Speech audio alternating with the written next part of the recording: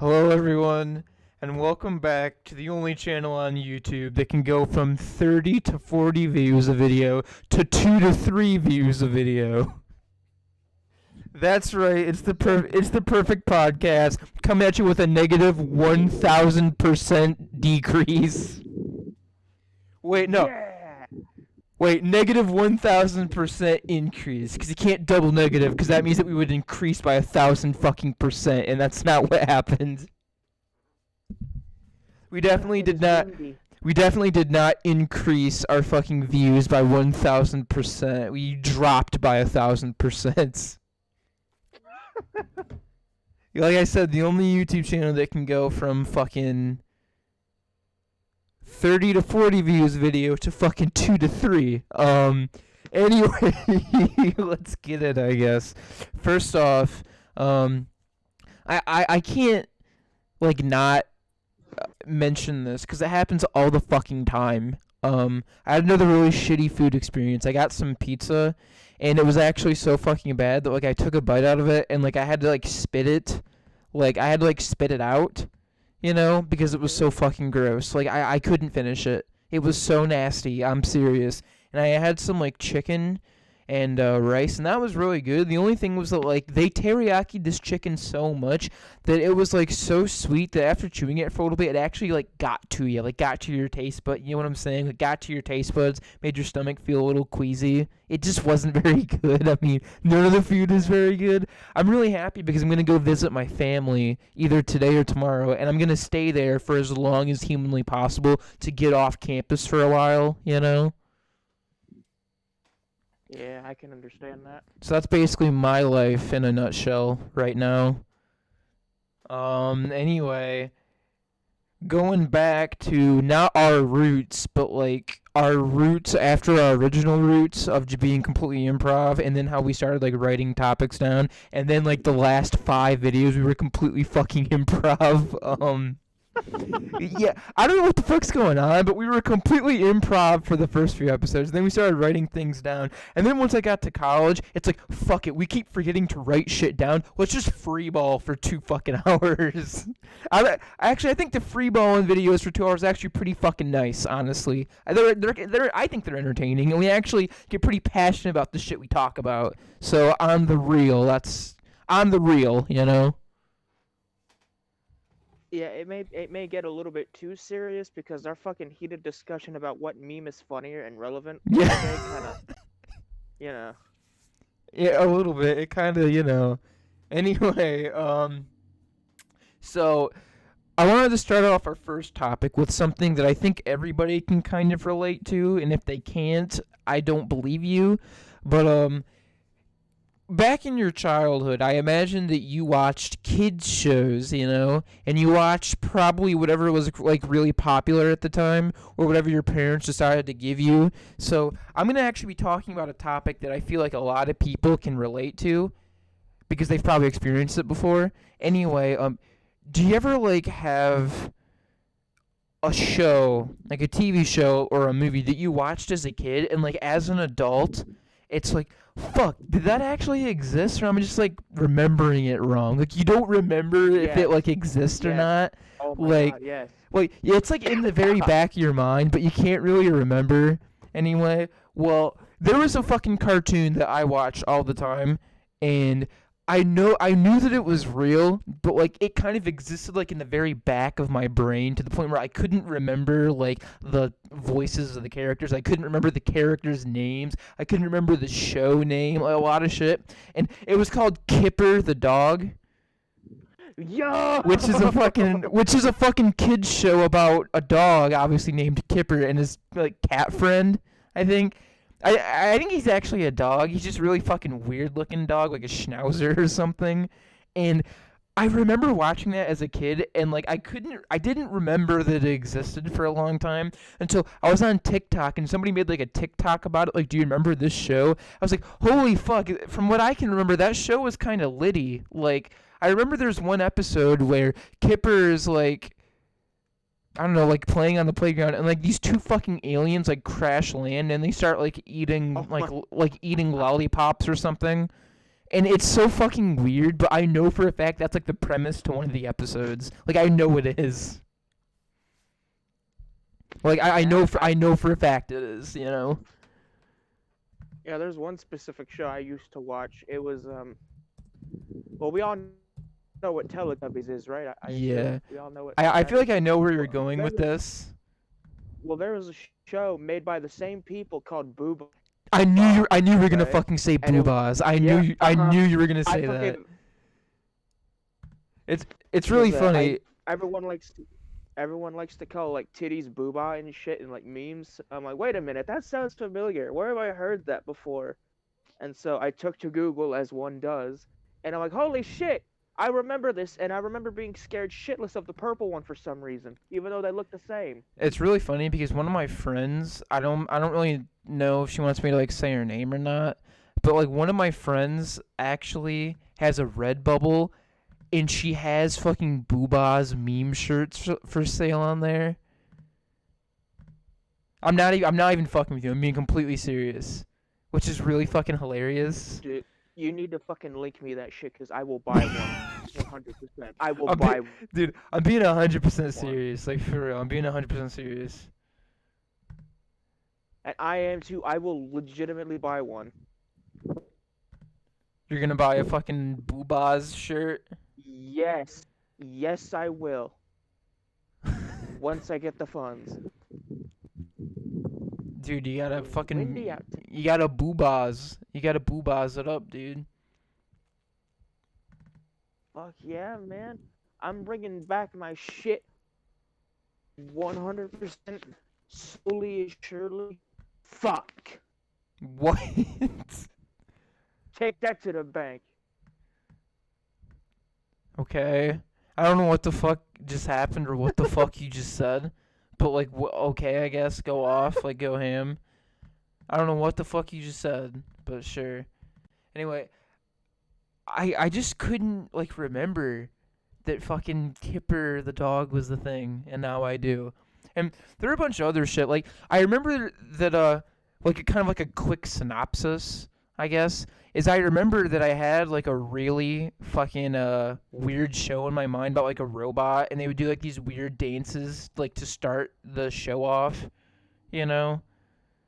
And I didn't think that the show existed until I saw it like advertised on TV because they were like bringing it back or some shit, and it was Roly Poly Oly, and I was like, holy fuck, this is like such a memory from my past right now.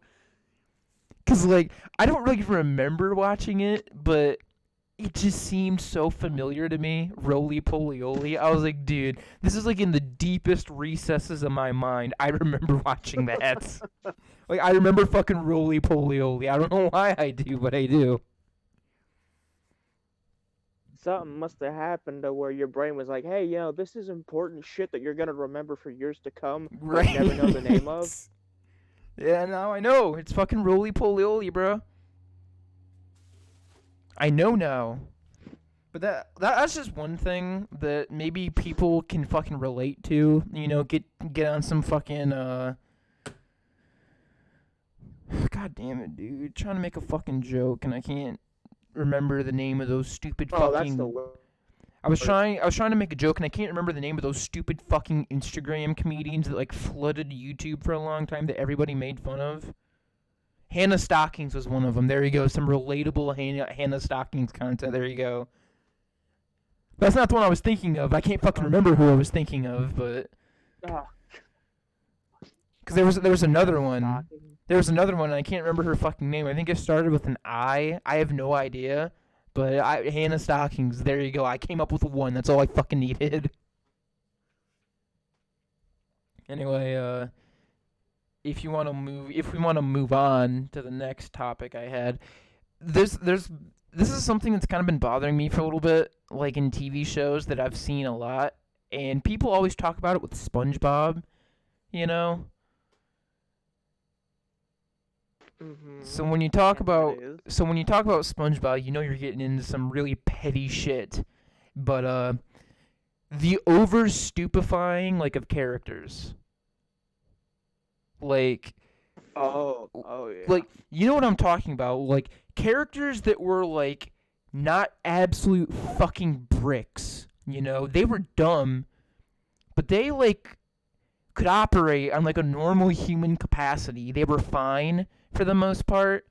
You know, like they were all right, but they've gotten so You're fucking talking stupid. about Patrick, are you? Yeah, You're I talking about Patrick. Aren't you? and SpongeBob too, and SpongeBob, because SpongeBob has gotten to be a fucking dimwit over the course of the series. Like, SpongeBob and Patrick are fucking stupid now, and they weren't that stupid before. SpongeBob was like average intelligence, would make some fucking stupid mistakes. Patrick was dumb, but you actually liked that he was dumb because he was a nice guy and he could still say things that were smart and he could still like know things. Like, he wasn't like mentally retarded.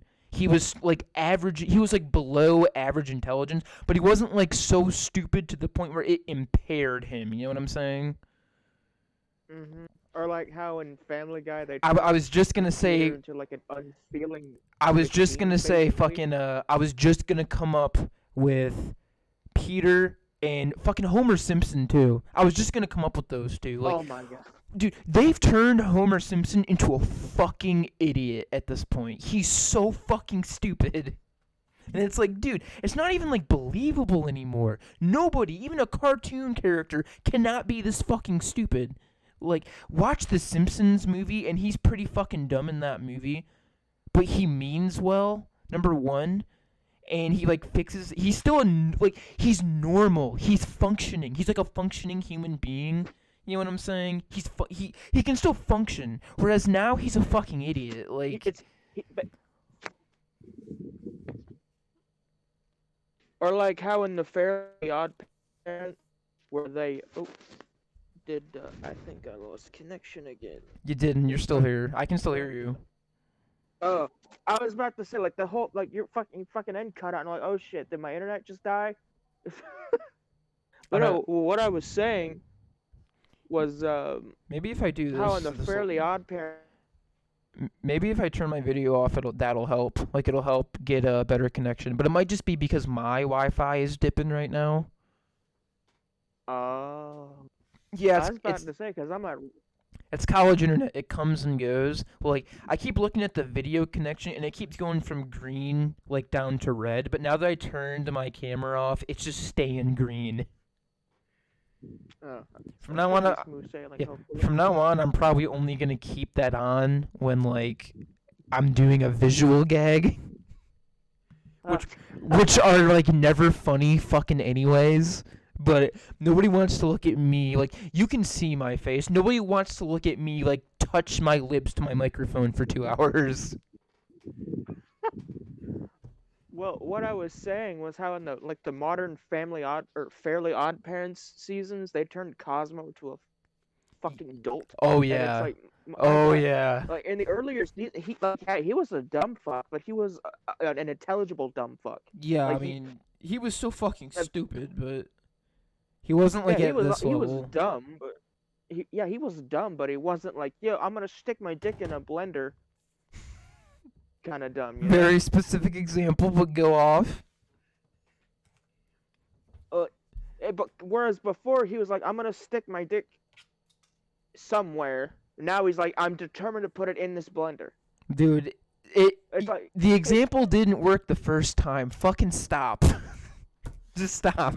Bottom line, he's stupid as shit. Yeah, we Dumber get than that me. part. We got that part.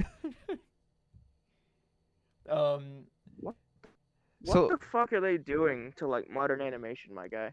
Oh yeah, that's just another thing. Like, I remember that I was talking to my friend, the same friend who has the Boobas shirts on Redbubble, but I was talking to her and I kept saying how I fucking hate modern like animators and like character artists, you know? And she was like, "Why?" And I was like, "All you have to do is like look at Cartoon Network and Nickelodeon right now. Well, not Nickelodeon really, but kind of.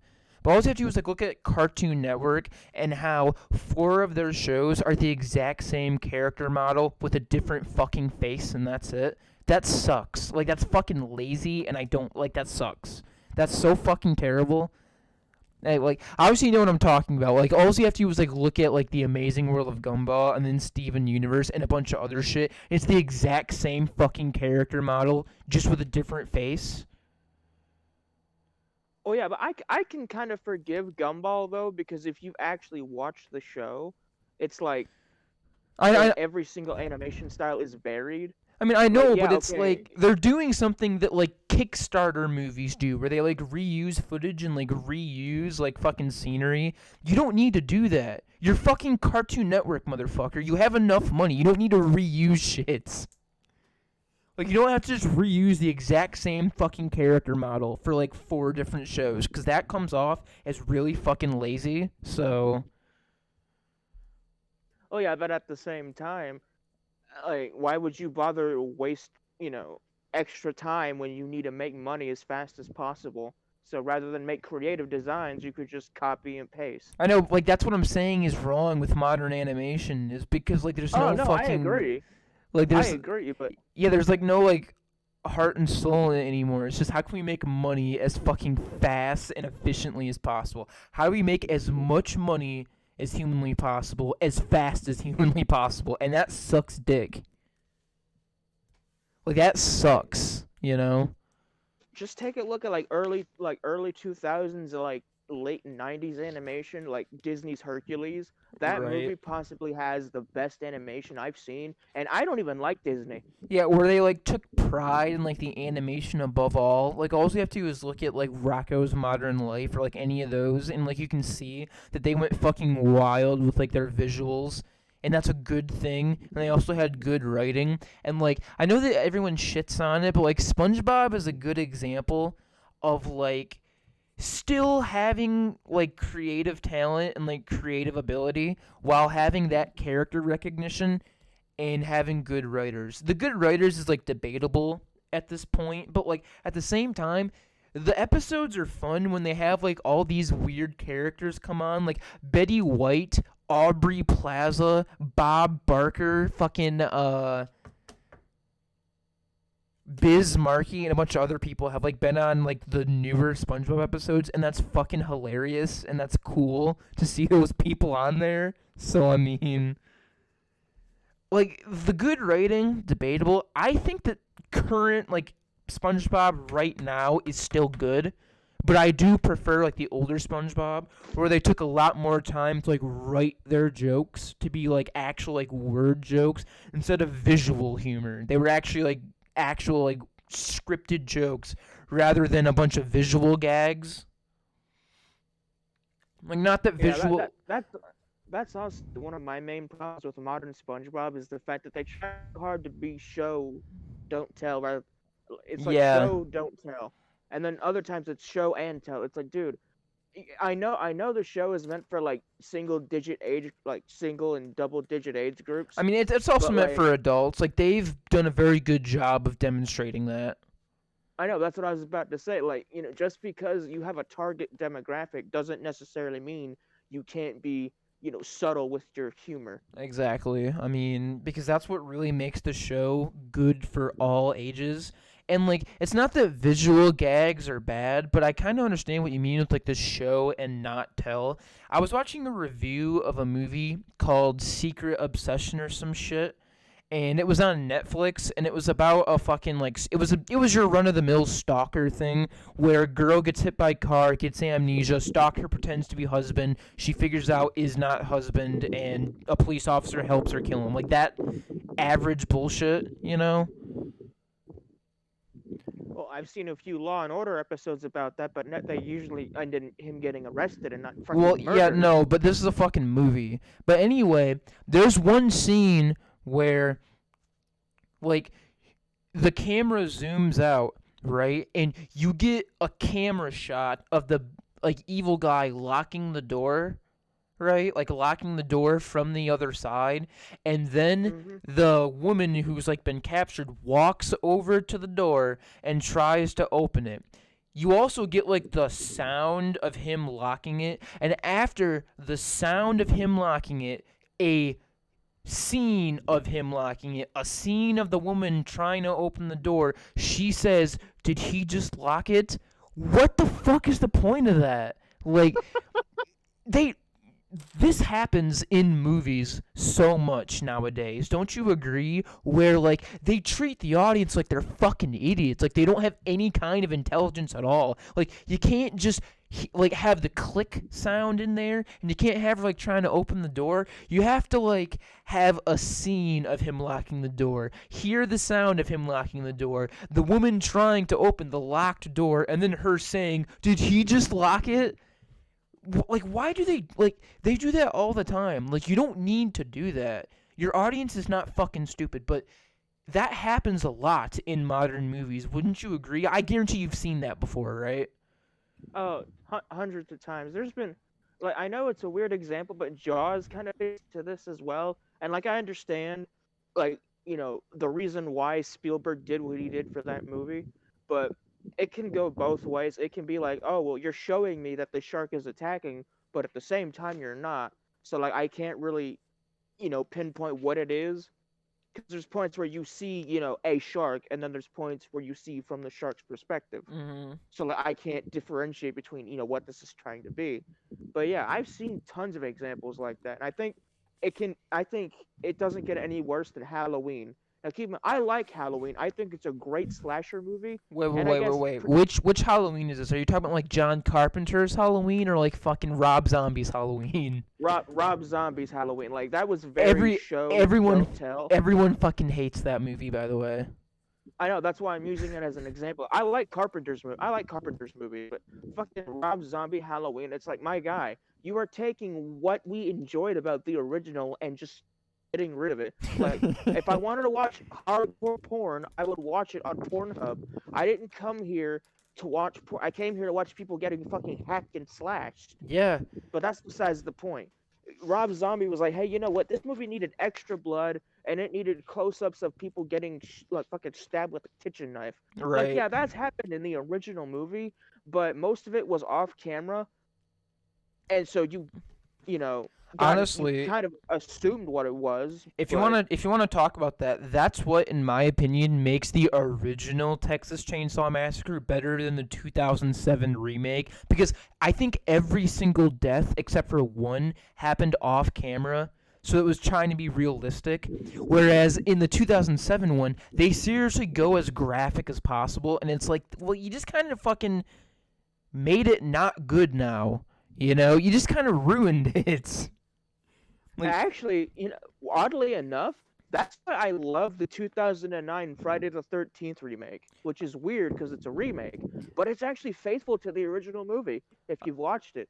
honestly, the 2009 one is okay. The only problem I have is, I could be wrong here, but I think I'm right, is that in the original one, they have the scene where Freddy like chops his fingers off, and they have the song.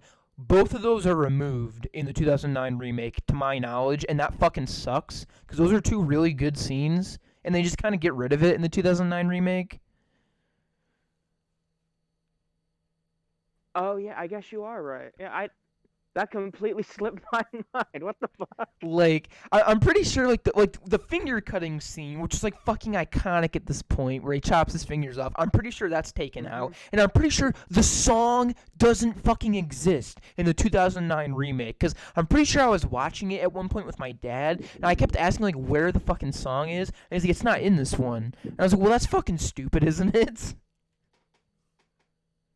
I think that's how it is. I'm pretty sure that's how it is. Is that like the song is in the original and it's not in the second one. I could be wrong in that it's not in the original and it is in the second one, but I'm pretty confident that it was in the original and not in the 2009 remake. And the fact that they took away the finger cutting scene and they took away the song, I like the 2000 remake is fine. It's way better like special effects. I'm sorry, I love old horror movies, but even I have to say the special effects in Friday the 13th, the original one, were fucking not Friday the 13th. Nightmare on Elm Street. They're fucking terrible. Like, they're terrible. They're so bad in the original Nightmare on Elm Street. They're so fucking bad. That's kind of what makes it it. so Yeah, I to mean speak. it's Like, an old movie, and like once you can look past like the bad special effects, it's like I really like the finger cutting scene, but that shit looks so fucking fake. It's kind of laughable. It's kind of laughable, like for real. It's kind of laughable, but like that's why Freddy, like the actor who played Freddy, carried so fucking hard. Like, I'm just saying, when you can just hide bad acting and like bad writing behind good special effects and like good music, then you might be able to make your movie look good, but you can't really do that. And that's why in Friday the 13th, they had not very good like visuals and they had great music, great actors and fucking great script because they had to. And that's kind of my yeah, thing. That's kind of why I like older horror movies better because they don't just focus on a fuck ton of special effects. They don't just focus on that. They focus on like having good actors and like a good story and like being a good movie overall. And I'm not saying that like new horror movies can't do that because that's so fucking unfair to say that movies like Midsummer and like Hereditary are bad movies. That's so fucking bullshit to say. Like I'm just saying I prefer older horror movies because you can definitely see that the special effects were limited and they totally put all that work into something else.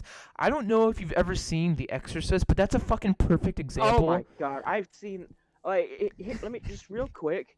Like, I understand my mom. I love her to death, but everyone kept telling me, "Oh, The Exorcist is the scariest movie I've ever seen." So I sat down alone in the dark and I watched it on the 31st of October last or 2 years ago. That's I the didn't flinch problem. once. Yeah, I didn't flinch once. that's kind of the problem with like old horror movies is like at the time that was so fucking shocking like at the time, but like now it's kind of tame, but like at the same time like the fact that they didn't do special effects, they just had them say those things and like do those actions. It still kind of is a disturbing movie today. Like you still kind of feel uncomfortable when you see Reagan fucking herself until she bleeds with a crucifix. That's Hmm. kind of like That's you can't just whoa. like you can't just like shrug that off. But that's a perfect example of bad special effects, but like really fucking good everything else because the fucking score, like the opening theme is so fucking good. Number one, that is the best fucking score for a horror movie I think I've ever heard. It's my favorite musical score. I love the opening. Oh my god, Tubular Bells, holy shit. Dude, the fucking Exorcist version of that music track is like bone chilling to me Like because I played it once when I was making my rounds at like 3 in the morning, and I stopped it halfway through because I'm like, I can't do this. it's such a good And score. It's I'm not afraid of the dark, it's by the the way, but opening. that It's the legitimately spooked me. You're talking about the opening one, like when it like first opens up, right? Like the openings, like opening Yeah. track. Yeah, yeah, yeah. The Dude, cr- the I fucking credit legitimately turned it sequence. off. The I opening turned credit it off. sequence is so fucking good. It is bone chilling, but like the score is great. The fucking actors are fantastic. The script is good. Like the cinematography, the way it's shot, and like the way the scenes are composed are fucking great. It really just shows that you don't need good special effects to have a good film. You know? I'm just like Hmm. you don't need to have great special effects to have a good film. Is kind of the point And we're trying to make. and while we're on the subject of horror, like I have two things I want to mention before we move on. Well, okay, So hold that Chucky, thought. I'm gonna let you wha- mention those two things for sure. I'm gonna let you mention those two things. I'm just gonna go get a piece of cheesecake from my fridge right now. okay, I shall wait.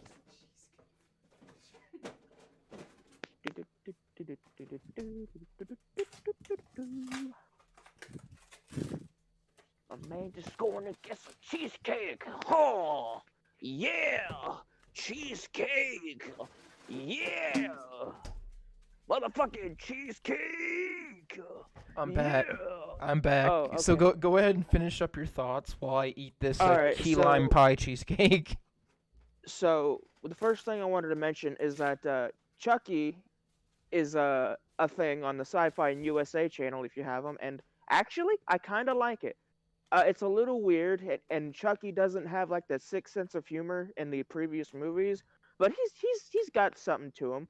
And going back to the whole special effects thing, you can obviously tell that the Chucky doll is an animatronic, but that's kind of what makes it scary because it doesn't look like a human moving. It looks like it's artificially powered by a soul, and I kind of love it. Especially spoilers if you haven't seen it. The first death of the fucking series, that shit is like you can obviously tell it's a puppet doing the action, but it looks natural in universe. Second thing I wanted to talk about is the Wizard of Oz. Now, I might be asking, why are you talking about the Wizard of Oz when you're talking about scary shit? Let me tell you why. Because that movie unnerves the fuck out of me, not because of the movie itself or the story, but the The backstory of the movie backstory about and the how production. like the backstory about how allegedly it's not confirmed, but how allegedly the dwarves were treated so bad that one of Mm-hmm. them killed themselves. And this is actually true that like some of the costuming had like fucking asbestos in it, so some of them like died of cancer. That's not like a wives' tale. That's like a legitimate thing, and that's kind of fucked up to be honest. And here's the actually thing about the suicidal munchkin that was supposed to be debunked because someone That's had what an I original thought. Yeah. copy. Someone had an original VHS copy of the movie, and turns out it was completely unedited. Turns out it was just a story, and I assume the image that spread around was photoshopped, obviously. But I think the main thing that freaks me out is the circumstances of the main actress and the fact that the Wicked Witch like actually got burned when Yeah. doing the fire shit. But the Yeah. thing that freaks me out the most is Dorothy's actress. If you don't know, I don't know if it was intentional or accidental, but she died of a drug overdose sometime after she played in that movie. And like it kind of goes into the whole thing of like, dude, this person is dead and I'm watching possibly their last moments. And I don't know, but that just kind of freaks me out a little bit, you know. I mean, that's Especially totally since, understandable. especially since the Wizard of Oz is supposed to be this, happy tale and shit, but like behind the scenes, it's all like grody and fucked up, Yep. I basically. didn't know that Judy Garland died that way. Are you fucking for real right now? I last I checked, yes, because in fact, the only reason I know about it is because someone on my stepdad's side of the family, they broke it to me because my little sister fucking loves the Wizard of Oz, and he leans over and he tells me, "Yo, um, well, not like that. Obviously, he's 70 or so." He leans over to me. He goes, uh, Judy Garth or whatever her name is. She died of a drug overdose. And I'm like, "Are you serious?" And he tells me, "Yeah." And I'm like, "That's fucked up." Judy Garland died from an accidental barbiturate overdose in London on June 22nd, 1969, less than 2 weeks after her 47th birthday. Her exceptional talents Oof. and vulnerabilities. Okay, so that's really weird. I was gonna say funny, but I didn't mean funny as in like humorous. I meant weird Yeah, that's because I actually, in my abnormal psychology book, was learning about barbiturates, and like their overdose is like lethal, but they're like fucking sleeping pills for the most part. They're not supposed to be that, but that's how most people use them. So it probably was accidental. Judy Garland was probably just fucking using them for like sleeping pills and accidentally killed herself. God, that has to be like one of the worst ways to go. Like, I'm gonna be like completely real with you. That has to be like the worst way to go because not only Completely do you fucking not know about accidental. it, no, like not knowing you did, like, well, yeah, I guess like accidental and not knowing it happened. Like that has to be the worst feeling in the fucking world.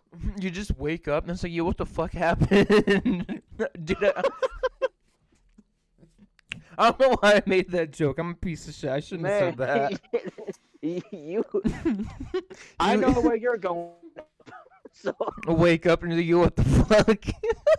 damn, what the hell happened? Dude, I What the don't know fuck why. happened?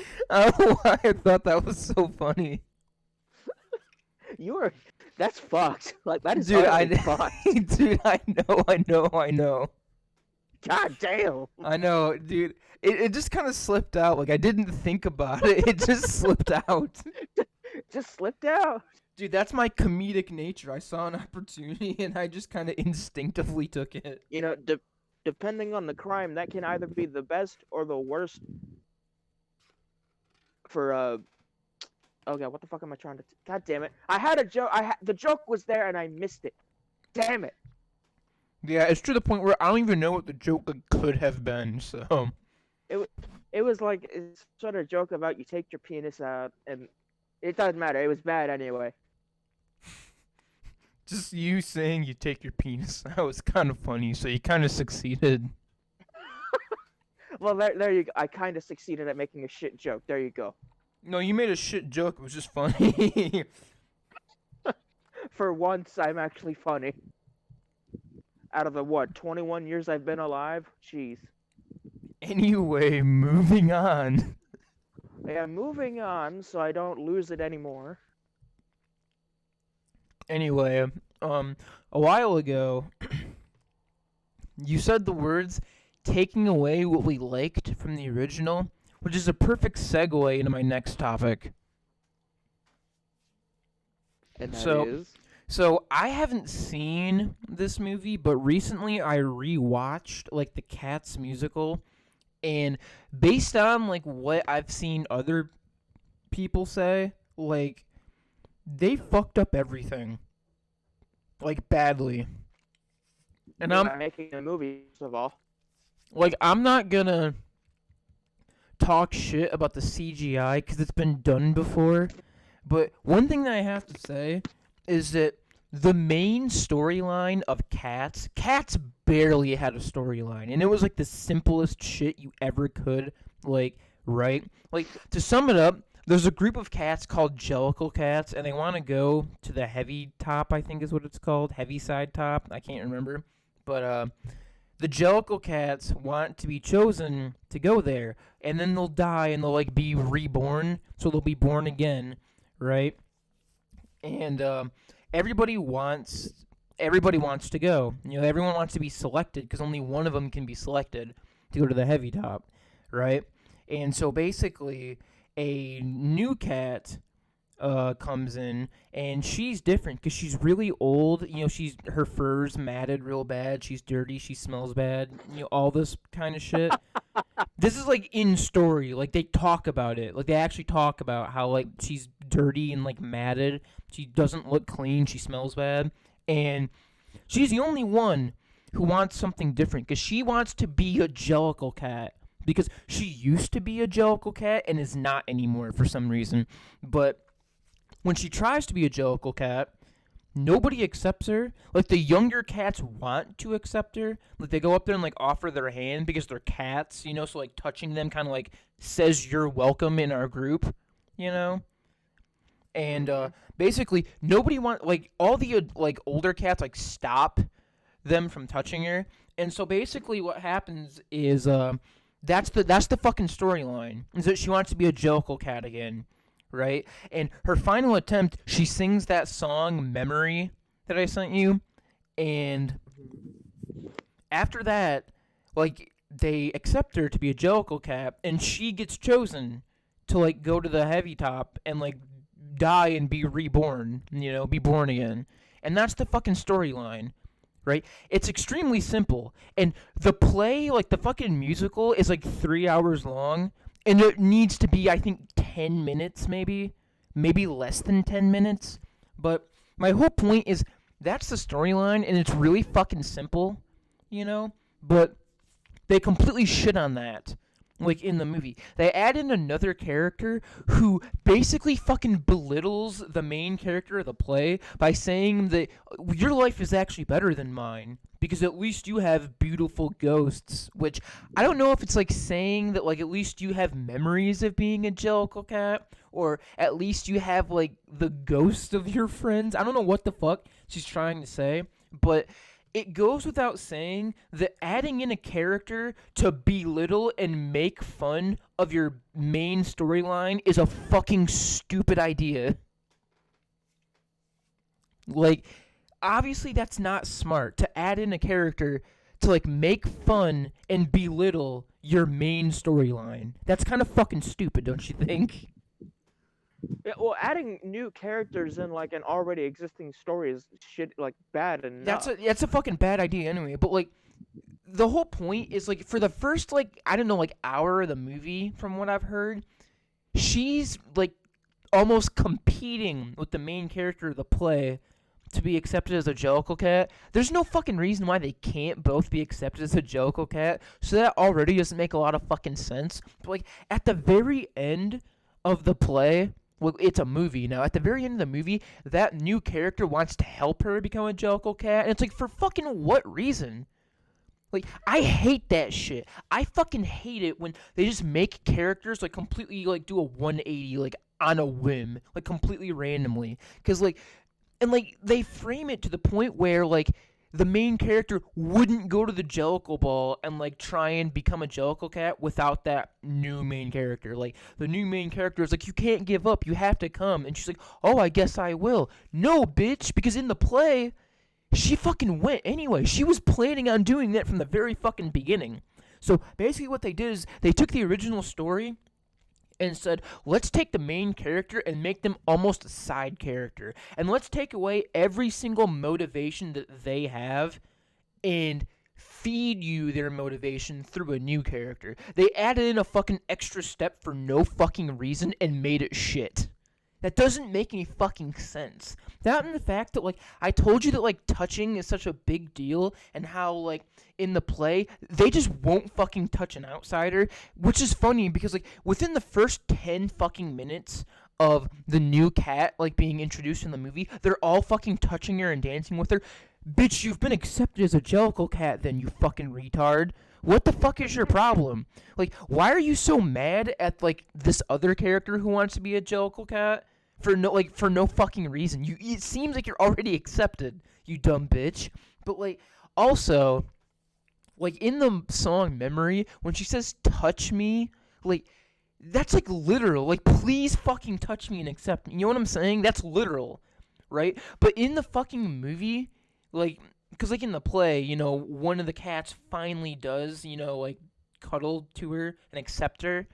But, like, in the movie, like, when she's saying that, like, there's already people, like, holding her hand and, like, touching her, and it's like, what the fuck? You're so stupid. Like, the director didn't get anything right. Like, he took all the important parts and storylines of Cats, the very few important parts there were in the musical, because, like I said, it's, like, 3 hours for no fucking reason. But he took like all the important parts and said, let's just shit on that. Let's take any story the original had and just fucking shit on it and completely rewrite the story. That's why it's fucking garbage. Like he did such a fucking bad job. Like seriously, he did such a fucking bad job. Down the fact that he wrecked like all the music. Like he took parts that like the director took pieces of music that were supposed to be like a fucking quartet with like one person singing the melody and three people singing the harmony, and he fucking turned it into a solo performance. So it's like either you're doing a melody with no harmony or a harmony with no fucking melody. Both are stupid, you know? Like, he completely fucking ruined all the music to the point where, like, he made songs shorter and, like, he, like, cut them off and, he would, like, cut them off and, like, restart the music. It's basically the same shit that the new Lion King movie did in 2019 where they, like, took every single song and either said, we're just gonna fucking cut it completely or we're gonna make it way shorter and, like, way fucking shittier. Yeah, that's weird because you said the play was like 3 hours long, right? It's really fucking long, and it's all a bunch of filler, but it's actually really fun, and I enjoy it a lot. But, like, How it has, how like, long would you estimate it to be? the play, Yeah, how long would you think it? How long do you think it is? like, with intermissions and all that. Yeah. I mean, like, if you're just, like, watching it on, like, a VHS, I think the play is, like, an hour 45, maybe. You know, but, like, if you're watching, like, with intermissions and all that shit, it's probably 3 hours, you know? Okay. And the movie's like 1 to 2. Probably, right? yeah, probably 2 hours. So I understand that they had to cut some stuff out, but they just could have cut, like, the filler out, you know? Yeah, I But, was like, about to say like both the movie and the play are like so like similar in length. You could have just cut out the shit, like the filler shit in the play, and then put the important shit of the play into the movie, and it would have been like a near perfect recreation. Minus the They useless literally shit could that no have. one gives a shit about. It seems like they could have just taken the play and put it in like word for word verbatim into the movie. The only problem with that is, like I said, there's not a lot of story in Cats. So a lot of it's just like filler, like just them fucking around essentially. And that doesn't really make for a good movie. But the movie fucking sucks because the main character, Griselda, I think is her name, in the original, her whole story is, I used to be a Jellicle cat. I want to be again so I can be happy again. Please accept me. And they're like, no. And then when she goes to the Jellicle Ball, Grizz is like, please accept me. And they're like, okay, we accept you. And then she gets chosen to be reborn again. Whereas in the movie, Grizz is like a fucking secondary character, and the new main character is like, fuck you, Griselda. Your life is better than mine, so I want to be a Jokel cat. Like, they fucking both can't be, which doesn't make any fucking sense, because they totally could. For the first part, is that like they absolutely 100% totally fucking could both be Jellicle cats, but like, she's like, hey, your life is better than mine, so quit fucking whining. And then when like she, is gonna go to the Jellicle Ball, she's like, hey, maybe you should go to the Jellicle Ball and be a fucking Jellicle cat again. And then Grizz is like, you know what, I will do that. Like, she wasn't fucking planning on doing it already. They took every single motivation that Griselda had in like the original movie and said, fuck it, let's just completely make her a side character and make like the new main character basically give her motivations to her. And it's like, you're shitting on the main character. You're taking a shit on the main fucking character. That's why no one liked the Cats movie, because it was a piece of shit. It's a piece of shit. And like, I know it's I know it's not fair, I guess, for me to be saying this when I haven't seen it, but I've seen enough of it and I've seen enough reviews to understand that, like, fundamentally they fucked up. Like, they fundamentally fucked up. They didn't even get, like, the original story and, like, the original characters right. They fucked up so bad. Like, one thing that I want to say is, like, I can't remember what the name of the character is, because, like I said, it's been quite a long time since I saw Cats, But, there's a lyric in the song when they're first, like in the first sentence of introducing a character, I can't remember his name, but they say blah blah blah is a ginger cat, and in the movie he's a fucking black cat. It's like, are you fucking stupid? Why? Like, dude, that doesn't make any fucking sense. If the first fucking sentence says he's a ginger cat, you dumb bitch, doesn't make any fucking sense. Yeah, I never did like it when people make adaptations when it's like, Well, dude, but you've changed so much of the source material. Like, it's barely the same thing anymore. Well, here's the thing. There's two problems. A is you do a Lion King where you do the exact same thing without changing fucking anything. In Lion King 2019, it is literally a scene-by-scene recreation of the original. Like, the dialogue is pretty much verbatim exactly the same. The way that the scenes play out are literally identical. There's no difference at all. They're completely the same, except for you don't have beautiful colors, beautiful music, and facial expressions because they used real fucking lion models. So you just has this blank motherfucker staring at something without any emotion at all. No fucking music for the most part. And that's it. Like, so there's two problems. Either A, you do the Lion King or like a bunch of other bullshit where you don't change enough. It's basically the exact same fucking thing, and people don't like that. Or you pull like a Cats or like a fucking Mulan 2019 and you change so much. It's like, this isn't even the same fucking thing anymore. That's why a remake is really hard to do, because you have to make it your own, but at the same time you have to make it different. Like, you can't take like Adam West's Batman and like do the exact same thing verbatim and copy Adam West's performance, because it's the exact same performance. But at the same time, you cannot take Batman and turn him into a villain who kills people for fun, because that's too fucking different. Right? You can be different. You just can't be like too similar or too different. Like, for example, The Dark Knight with Christian Bale, perfectly acceptable. different enough that it's not the exact same thing, but similar enough that it is still the Batman. It's still Batman. You know? It's a much more like hardened version of Batman.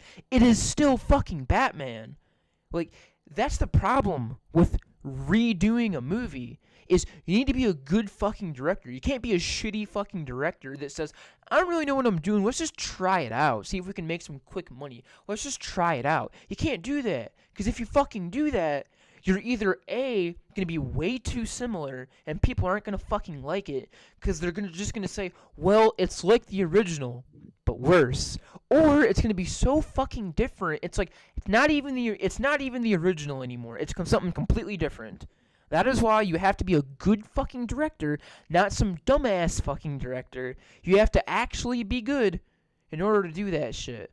Like, and the funny part is, if I guarantee you don't know what this is, but like for the people out there who knows what like Les Miserables or Miserable, whatever the fuck it is, which is another musical, you know, with like Les Miserables. The guy who fucking directed Cats also did that, and that was a fucking disaster because it was way fucking different, and the songs were terrible. They fucked it up completely. They fucked up every aspect of that movie, and it's bad now. The guy who did Les Mis, like, fucked that up, and now he fucked up Cats. Like, just stop trying to do that, you know? It just doesn't make any sense. Whereas, like, if you want to do, like, a good, like, musical to movie, you're not going to know what this is either, but Sweeney Todd is a perfect example of that. Sweeney Todd is fucking amazing, because it was a good musical, and the movie is fucking fantastic. It's amazing.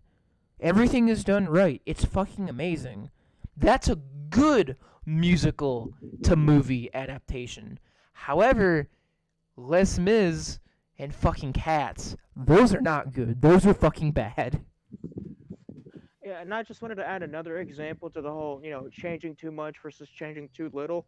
You probably like it's gonna sound like really obvious once I say it, but you know how much I like sci-fi, right? Yes. So, and it's probably gonna get real old when I say it, but Steven Spielberg, his War of the Worlds adaptation, because that's what it was. It was an adaptation. Not a lot of people liked it because not only did so much shit change, but there was like barely any story to it. When if you've actually read the book, it's like fucking long. It's like basically a manuscript of like detail. And in the like obviously you have to cut so much to make an hour-long movie. Exactly. But thing is, the 1953 version was more accurate despite being different because, there's a difference between a giant flying war machine or a spaceship versus a giant 150-foot tall walking robot, right? I mean, yeah, Thing is, those are fundamentally different. those are fundamentally different. But the thing is, the 1953 version was more accurate to the book than the Spielberg version, which I find strange because Spielberg's most famous pieces are adaptations from books. Jurassic Park, Jaws, and they were relatively accurate to the source material. Yeah. So I'm over here thinking, why is this so different from the? Not only is the time period different, which fair enough. War of the Worlds was written when England was on top of the world, and now times have changed, and America is arguably one of the biggest superpowers on the planet. Yeah, if not the biggest It's superpower not on the the planet. biggest. It's not the biggest, but it's one of the biggest, which is probably why it takes place, in America most of the time. Only thing is, That like here's the thing. 2000 I understand that like things Okay. change, but that is something that seems so important that I wouldn't give it a pass. Like just completely fucking altering like the place, like that has nuances. Like things are going to change based off of that. So it might sound like a small change at first. The nuances are going to completely fucking alter that horribly. I can't give that a pass at all. I don't give a fuck if times have changed. You have to keep like the same time period, and you have to keep the same fucking like setting. Otherwise, it's completely fucking different. The nuances are gone now. They're fucking different now. By the way, I agree with that because in both the 53 and the 2000 and the '05 version, they gave the Martian machines force fields so that way they could survive atomic bombs. and like modern military gunfire. Whereas in the book, a simple artillery cannon brought down this advanced alien machine in like two or E- three shots. Exactly. Like that's the whole point. Is like the nuances are completely fucking different, and I don't like that. Like I haven't seen either of those, but like at the same time, you can just kind of imagine that. Like for example, England in 1953 is going to be different than America in 2003. Like those are gonna be fucking different. Those are gonna be so fucking different. Like fuck, even Europe, even England 1953 and US 1960, 7 years is gonna be fucking different. For fuck's sake, England 1953 is way fucking different than the US 1953. And keep in mind, the original book was written in 1898, the turn of the 19th century. Like So, like for example, like all I have to do is like give an example of for example, right? I think that this little thing called the Civil War like took place in the US. I'm pretty sure number 1 that didn't happen in England at that same time, and I'm pretty sure that the conflict probably was way fucking different. Like it ended in a way different way. So my whole point is like the same year can be different based on your place. Like I'm just saying the events that happened in England 1776 and the US 1776 are way fucking different because one of them just lost a war and lost a territory and the other one just became a fucking independent nation. let's So fucking go. so all I'm saying is like even the same year can be drastically different based on the country you're in. You know what I'm saying? Mm-hmm. Like it can be the exact same fucking day, you know? Like for example, the day when John F. Kennedy was assassinated. I'm pretty sure in England there was not an assassination that happened at the exact same day and time. So my point is that even if you're changing like the country, that fucking matters a lot. A lot. You know what I'm saying? But though I did want to point out one thing. From what I understand though, the time the year difference in the in Spielberg's version was solely because of the fact that it was post 9/11 and like the fear of terror was pretty much everywhere, so much so that it affected movies from Yeah, years after. yeah. That And definitely that makes sense. Yeah. That makes a lot of sense. there was explicit mention of terrorist attacks in the movie because when the initial invasion starts, um, I don't know the name the character's name, but the character Dakota Fanning plays in keeps on asking about is it terrorists? Is it terrorists? And it's like, Yeah, dude, like, yeah, it's like maybe you don't want to do that in a movie after our nation just suffered the biggest terrorist which keep attack fucking in history in that which keep country. this was like this was 4 years after it happened, but I the know, but effects like is still I was prevalent. about to say, debatably 4 years after 9/11 was worse than like during 9/11 because now it was so fucking like I'm just saying, you know what I'm saying here, right?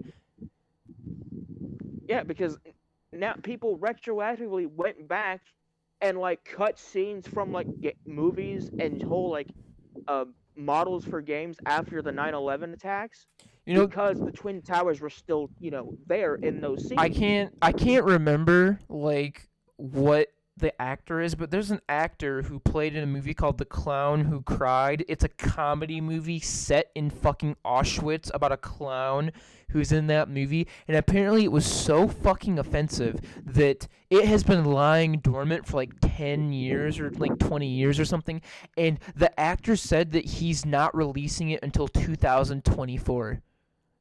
And What it's the like, fuck?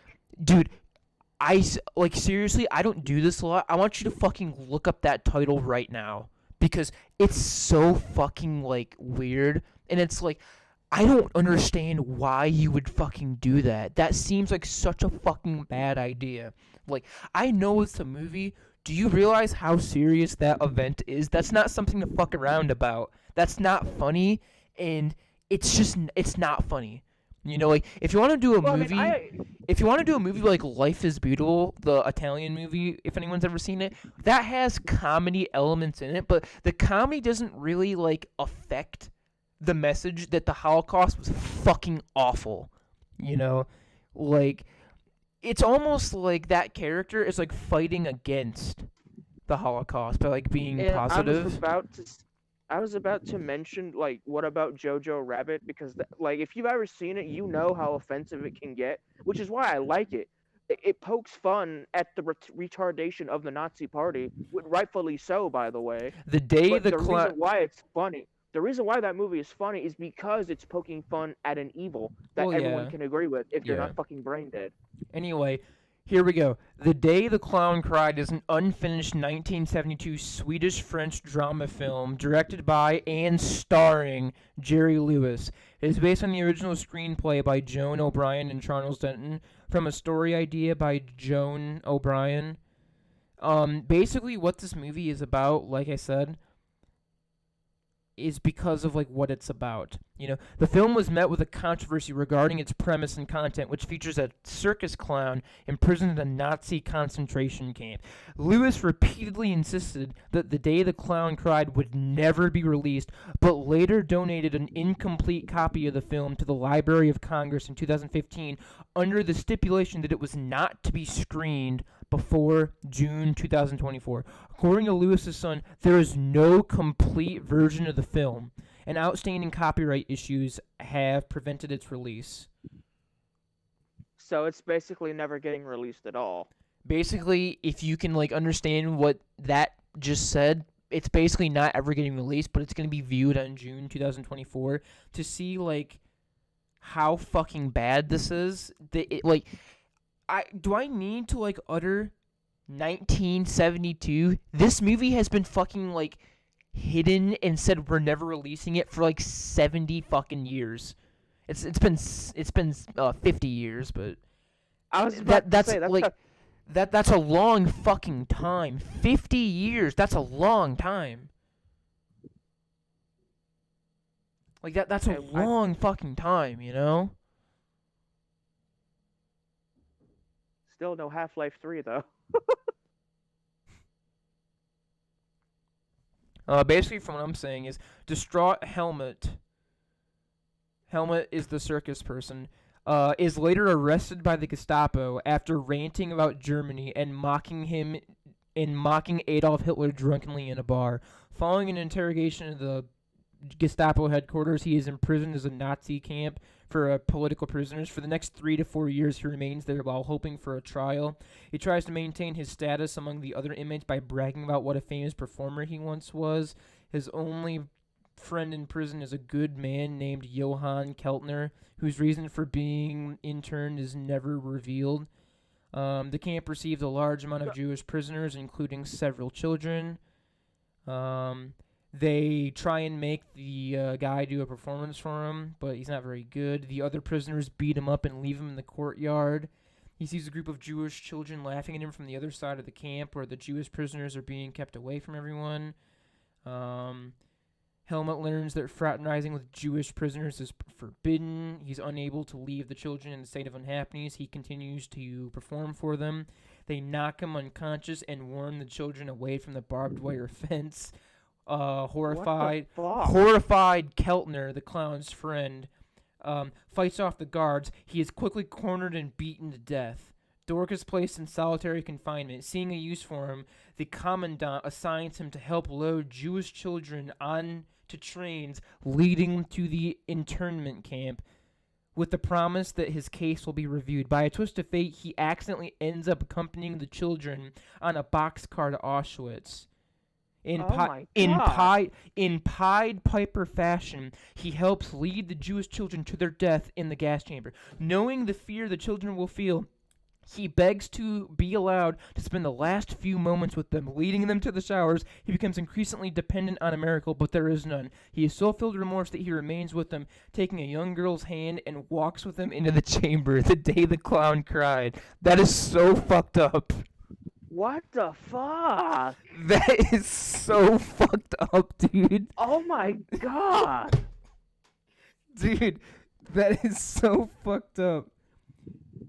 Oh my fucking god, dude. That is Was so is fucked up. So I know it's a clown, but I have to ask, was it ever mentioned that it was he like in a clown uniform or was he like in the striped pajamas?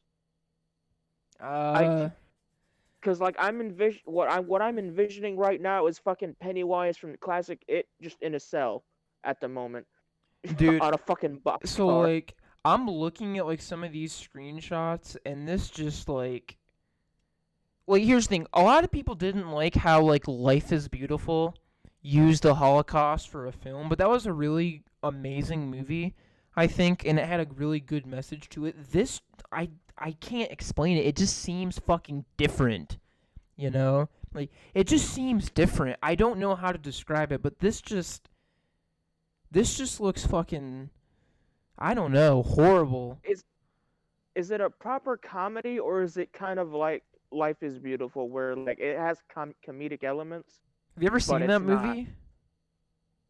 Not really. I've heard of it, but I've never seen it per se. I've seen clips of it, but I don't know. Like it I don't know. I mean, basically what it is, it just sounds like this clown guy just like is a clown who performs for like the Jewish prisoners inside the camp. And like here's the thing, I feel like that concept alone is why the movie gets a lot of criticism because you're like, I don't know, like you're almost turning the Holocaust into a joke for a funny story, which is absolutely fucking offensive. And you're kind of hinting at the fact that like a clown could like make the children laugh and like be funny. And it's like, are you fucking kidding me right now? I feel like the whole point is like they're like portraying it as like less serious than it was. You know, like the children were here's just how I would have done. the children were just like left alone and like they weren't beaten, raped, and fucking burned to death. Like I'm just saying, like that's kind of fucked up. You know, like I don't know. It just seems fundamentally different from Life is Beautiful, where they're focusing on an average guy who has like a really happy outlook on life, versus the concept that a man who went into a Nazi concentration camp would dress up as a clown and go make children laugh and then kill himself like on the way to the gas chamber. Like none of that's realistic, and that's incredibly fucking offensive. Like, do you get what I'm saying here? Why that's such a fucking bad idea? Yeah, I can see why maybe you'd get a few mad glares. I mean, like, Uh, Life is Beautiful was like, let's not beat around the bush. Life is Beautiful is a fucking comedy movie, but at the same time, like, it's different from this movie. It seems like I've seen Life is Beautiful, and bad shit happens there, and people are sad. Like they know what's happening, and they're sad. The whole fucking point is the main character Guido is acting like it's a game and trying to be funny to keep his son's spirits up. You know, like he's trying to remain positive. Things like that. Where they were in this fucking concentration camp and they're having such a horrible fucking time and they're doing the best they can to try and make the best out of a bad situation, where this is like, it's like an outsider who's not a Jew, just like like it's hard to explain, but this seems fucked. It seems fucked. Like I haven't seen the movie obviously, and I don't think I ever in my entire life will, but the fact that Life is Beautiful got so many awards and people love that movie, and the director of this movie said never fucking put it out there ever in the entire history of ever, never air this movie. Maybe there's differences in that movie versus yeah, Life is Beautiful. just a slight just a slight Like difference. maybe there's a couple of differences that make the fucking director not ever want to air this fucking film. I don't know, man. I mean, it just, anyway, onto like onto like a less fucking awful subject, I guess. I kind of had a thing I wanted to talk about. This isn't really a good topic, to be honest, because there's not a lot of substance to it. Like, it's kind of one of those things where it's like, hey, you remember this? And you're like, yeah. And then that's kind of where it ends, you know? But, I've been watching a lot of, like, middle school and, like, high school, like, cringe compilations. And I was the cringiest shit in high school. I was fucking so bad in high school, I think. I was cringe as fuck. Maybe not high school as opposed to like middle school, because middle school is like that awkward phase for fucking everybody. And I was cringe as fuck in middle school. I was a bit better in high school. I think people actually liked me and I was funny. But in middle school, I was fucking cringy as fuck. Don't sell yourself too short. I like you. No, I don't know if that means anything. no. I had friends in high school, and like I was one of those kids where I didn't have like a lot of friends. I had like a group of friends that were really good friends. Like we would hang out after school and shit. So I never really made any other friends, but everybody seemed to know who I am. You know, like people who I never talked to and didn't even know their names would be like, "Oh, hey, what's up, Jay?" And it's like, "What the fuck? Who are you? How the fuck do you know my name?" Like, What the fuck? like, I think the main thing is that, like, I was friends with people who then had friends who then had friends. And I think people just kind of saw me as I wasn't mean to people. I was never an asshole. I was funny. I was laid back. I was chill. I think people just kind of liked me. Like, and that's how I made a lot of my friends. Is I had a group of friends of like 5, 6 people, and I would become friends with their friends, and then I'd become friends with their friends, and that's how I made a lot of my friends. That and the fact that like I never said no to a friendship really in high school. If someone wanted to be my friend and they wanted to chill out, for the most part said yes. So people who I didn't even really talk to that much, like I talked to them like maybe an hour a day because I had a class with them, like thought that we were like really good friends, and I wasn't gonna tell them no. It's just like I don't really talk to you a lot, and yeah, we're definitely friends. I just don't know if I'd put you like like super like high tier friends, but like maybe I'm not trying to brag or anything, but like when I walk like the streets like my hometown, like where I'm gonna go visit my family, like my friends who still live there will like stop their cars in the middle of the road and say, "Hey Jay, what's up?" and talk to me for like 15 minutes. Like it's a very small school, and I pretty much knew every single guy in the high school. Even if we weren't good friends, we knew who each other were. So I kind of was just like buddy with like the whole fucking school kind of. So You make me so jealous because every friend I had either hated me secretly or didn't talk to me at all. dude, I love my friends. I have like a group of 5 friends. Like we go to the casino, and like we've gone to the casino before. Like every time I'm there, I go over to their house and like we fucking hang out and shit. Like we'll go out to eat. We have a group chat where we talk and stuff. I mean, we're good friends, and I really enjoy that because they're really awesome people, and they're amazing friends, and I really love hanging out with them. And I think it's fucking great.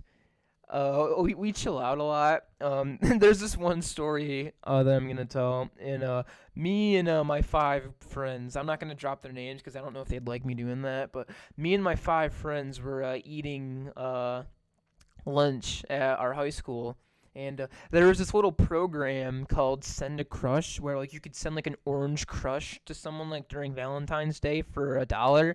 And these are the kind of friends, my like best friends, like my best 5 friends. These are the kinds of friends they are. They each put in $5 to get me like 20 of those orange crushes, and they said if you can drink 10 of these in the 55 minutes for lunch, if you can drink 10 of these, we'll each give you the money that we spent on those crushes. So basically each person, instead of paying $5, would have paid $10 because I would have gotten the money. You know what I'm saying? And Yeah. And what happened? Well, I think I got to 6 or 7, and then I very slowly waddled over to the trash can and projectile vomited probably 5 feet. Meanwhile, while I was doing that, all of my friends kept saying, "No, you'll be fine. You just got to get some food in you. You're not gonna throw up. You're gonna be fine. That stomach ache, it's just the gas in there. You just burp and you'll be fine." Just like egging me on to fucking continue saying I wasn't gonna throw up and I wasn't gonna get sick and I wasn't gonna have any adverse side effects from drinking like fucking 10 cans of pop. I wasn't gonna have any side effects at all. And so I slowly waddle over to the trash can, and I'm not even at the trash can yet. That's why I'm saying I like projectile vomited, projectile vomited like 5 feet all over the fucking like window, like behind the trash can, all over the ground, all over the trash can, and the table next to me just starts fucking screaming at the top of their lungs. All 5 of my friends are sitting at the table laughing their fucking asses off, and when the lunch aide, because we're in high school, when the lunch aide said, "Hey, are you okay?" I was like, "I'm great, because I get to go home early now." I'm great. I get to go home Like, early now. dude, here's the thing. I had puke all over my shirt. I had it, like, in my pockets and, like, in my fucking shorts. I literally had throw up in my shoelaces and inside of my shoe. And I had to fucking walk home completely covered in vomit and take a shower and, like, wash my clothes immediately and wash my fucking shoes. But, like, the best part is, like, my English teacher. I really loved my English teacher. She was really great.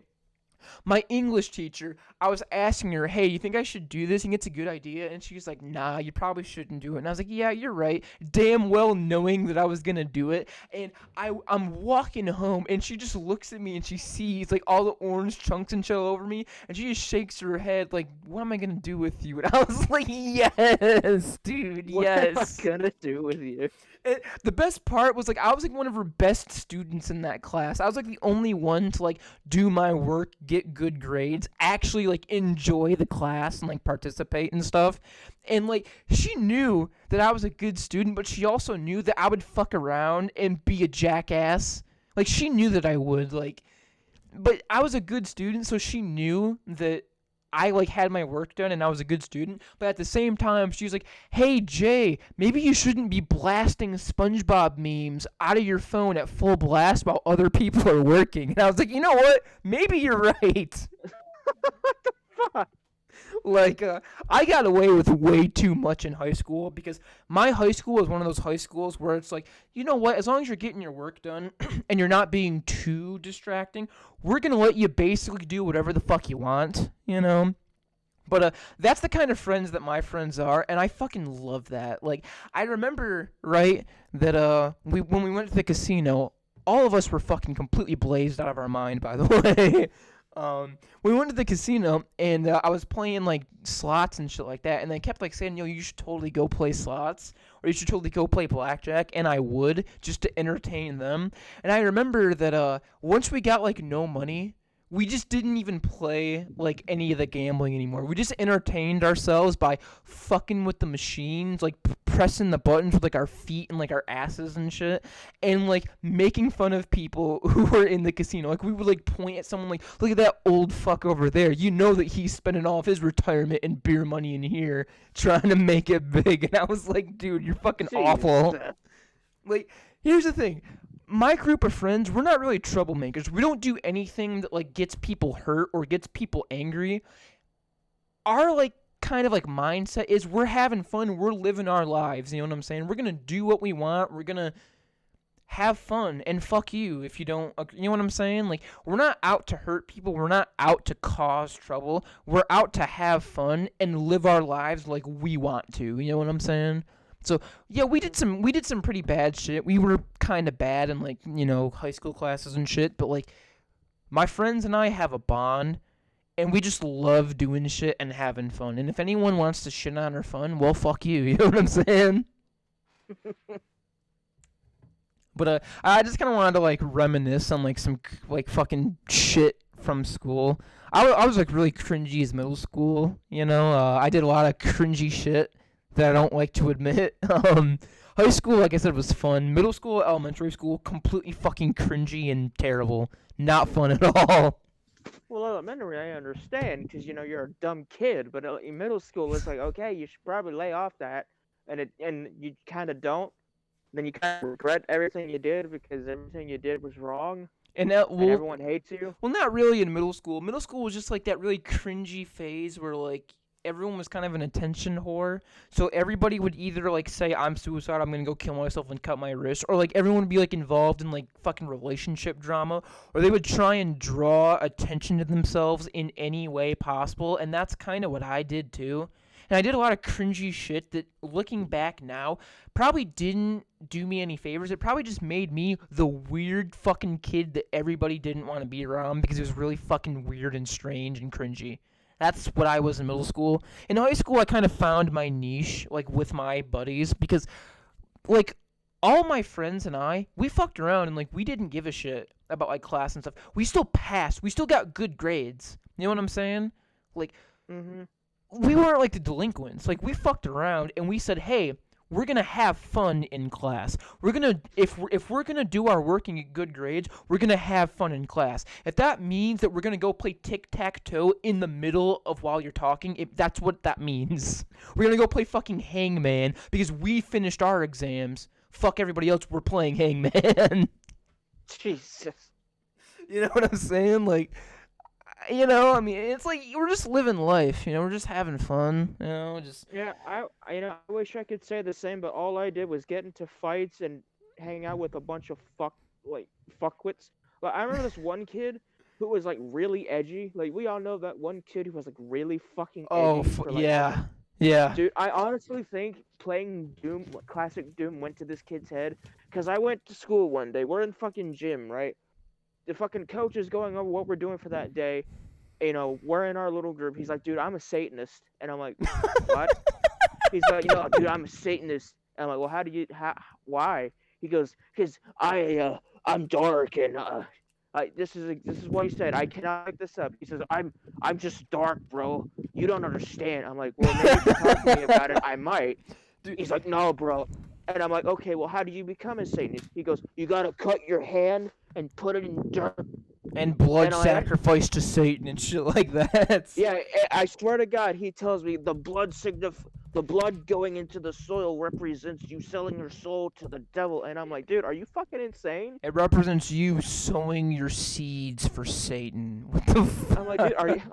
I looked at him and I go, dude, are you fucking insane? Dude, it's really funny because I had a meme where basically all it was it was a fucking version of the hamburger helper guy with like sharp teeth, you know, kind of like a evil hamburger helper. It was like some cringy bullshit, and the caption was like the most fucking insane shit I've ever seen. It was like, yeah, this is the kind of shit that I draw. My mind is so dark and depressing that I'm pretty sure you guys would go insane if you glimpsed into Oh this. my, If you dude, glimpsed into my psyche, I'm pretty I fucking sure that it had to have been ironic, because if it was not ironic, I can't fucking believe that somebody is that fucking cringy and stupid that they would do some shit like that. But like, they were they were like hyping themselves up so fucking much because they drew like evil hamburger helper man. I was like, what the fuck is wrong with you, dude? You look like an idiot right now. dude, here, you want to know something funny?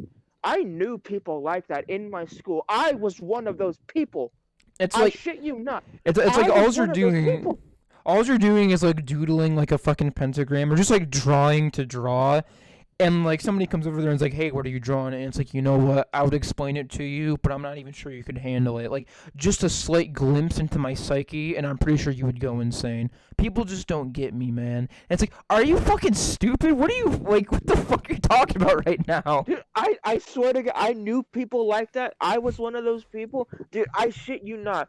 When I was home one day, all right, I'm like, you know what? I'm sick. I'm sick of this shit. So what I did, now keep in mind, my stepdad is very fucking religious, and I mean that to the fullest extent. This man goes to a Pentecostal church and thinks spouting random shit in tongues can cast away evil spirits. This man is full on religious. Now, I made the mistake of getting sunscreen, right, and drawing what is it called? It's not a pentagram, it's a pentacle or something like that. Essentially, you know, it was the star, but, you know, facing the right side rather than upside down. Now, Just a fucking star? yeah, it was just a star with a circle around it, so it was vaguely demonic, but Oh, also okay. vaguely, it was vague. Like, obviously, I'm not gonna draw a fucking pentagram because, you know, I don't do that. Well, I mean, I Yeah. do that now because I make Doom shit, but that's besides the point. So I don't know how he found out because I put it in sunscreen for it was clear sunscreen. I did it for a reason because I thought no one's gonna find this. Dude, do you I'm home think? alone. No one's gonna find this. I forgot that the bathroom was connected to the hallway I did this in, and the bathroom has a skylight, and the skylight beams directly on the place I drew the fucking shit. And I got found out like a few hours later because he came home. Nice, dude. I got fucking chewed out. Nice. I got Nice. chewed up and spat out. Yeah, like that shit. Like looking back, nobody who did that. Like, okay, so I had a fucking goth friend, and she was goth, you know, and I had a bunch of other goth friends. Like I had a couple of goth friends. I wouldn't necessarily call them goth, but they really liked that kind of style, and they weren't fucking weirdos. They didn't say like, "Hey, let's go fucking sit in the graveyard and cry." No, you know what they like to do is laugh and talk and be excited and have fun. Is what they like to do. I think people don't realize that like I think they take goth like way too seriously. Like, if you ever seen like South Park, like the fucking goth kids, Yeah, like yep. it's like, dude, that's not what goth like is. I don't think. Like that's all I'm saying is I don't think that's what that is. To be honest, you know, like or like people who like see punk rockers and say, "Yo, you actually took the COVID vaccine and you actually like the police. You're a fucking conformist. You're not a real punk rocker." And it's like, dude, Yeah.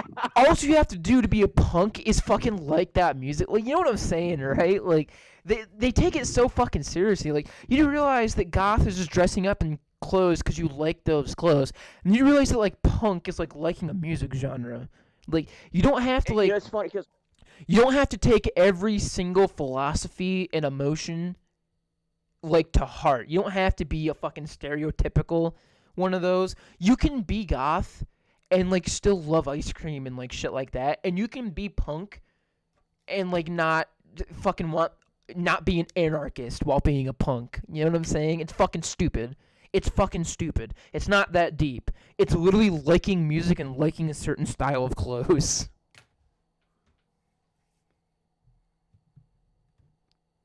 Are you there?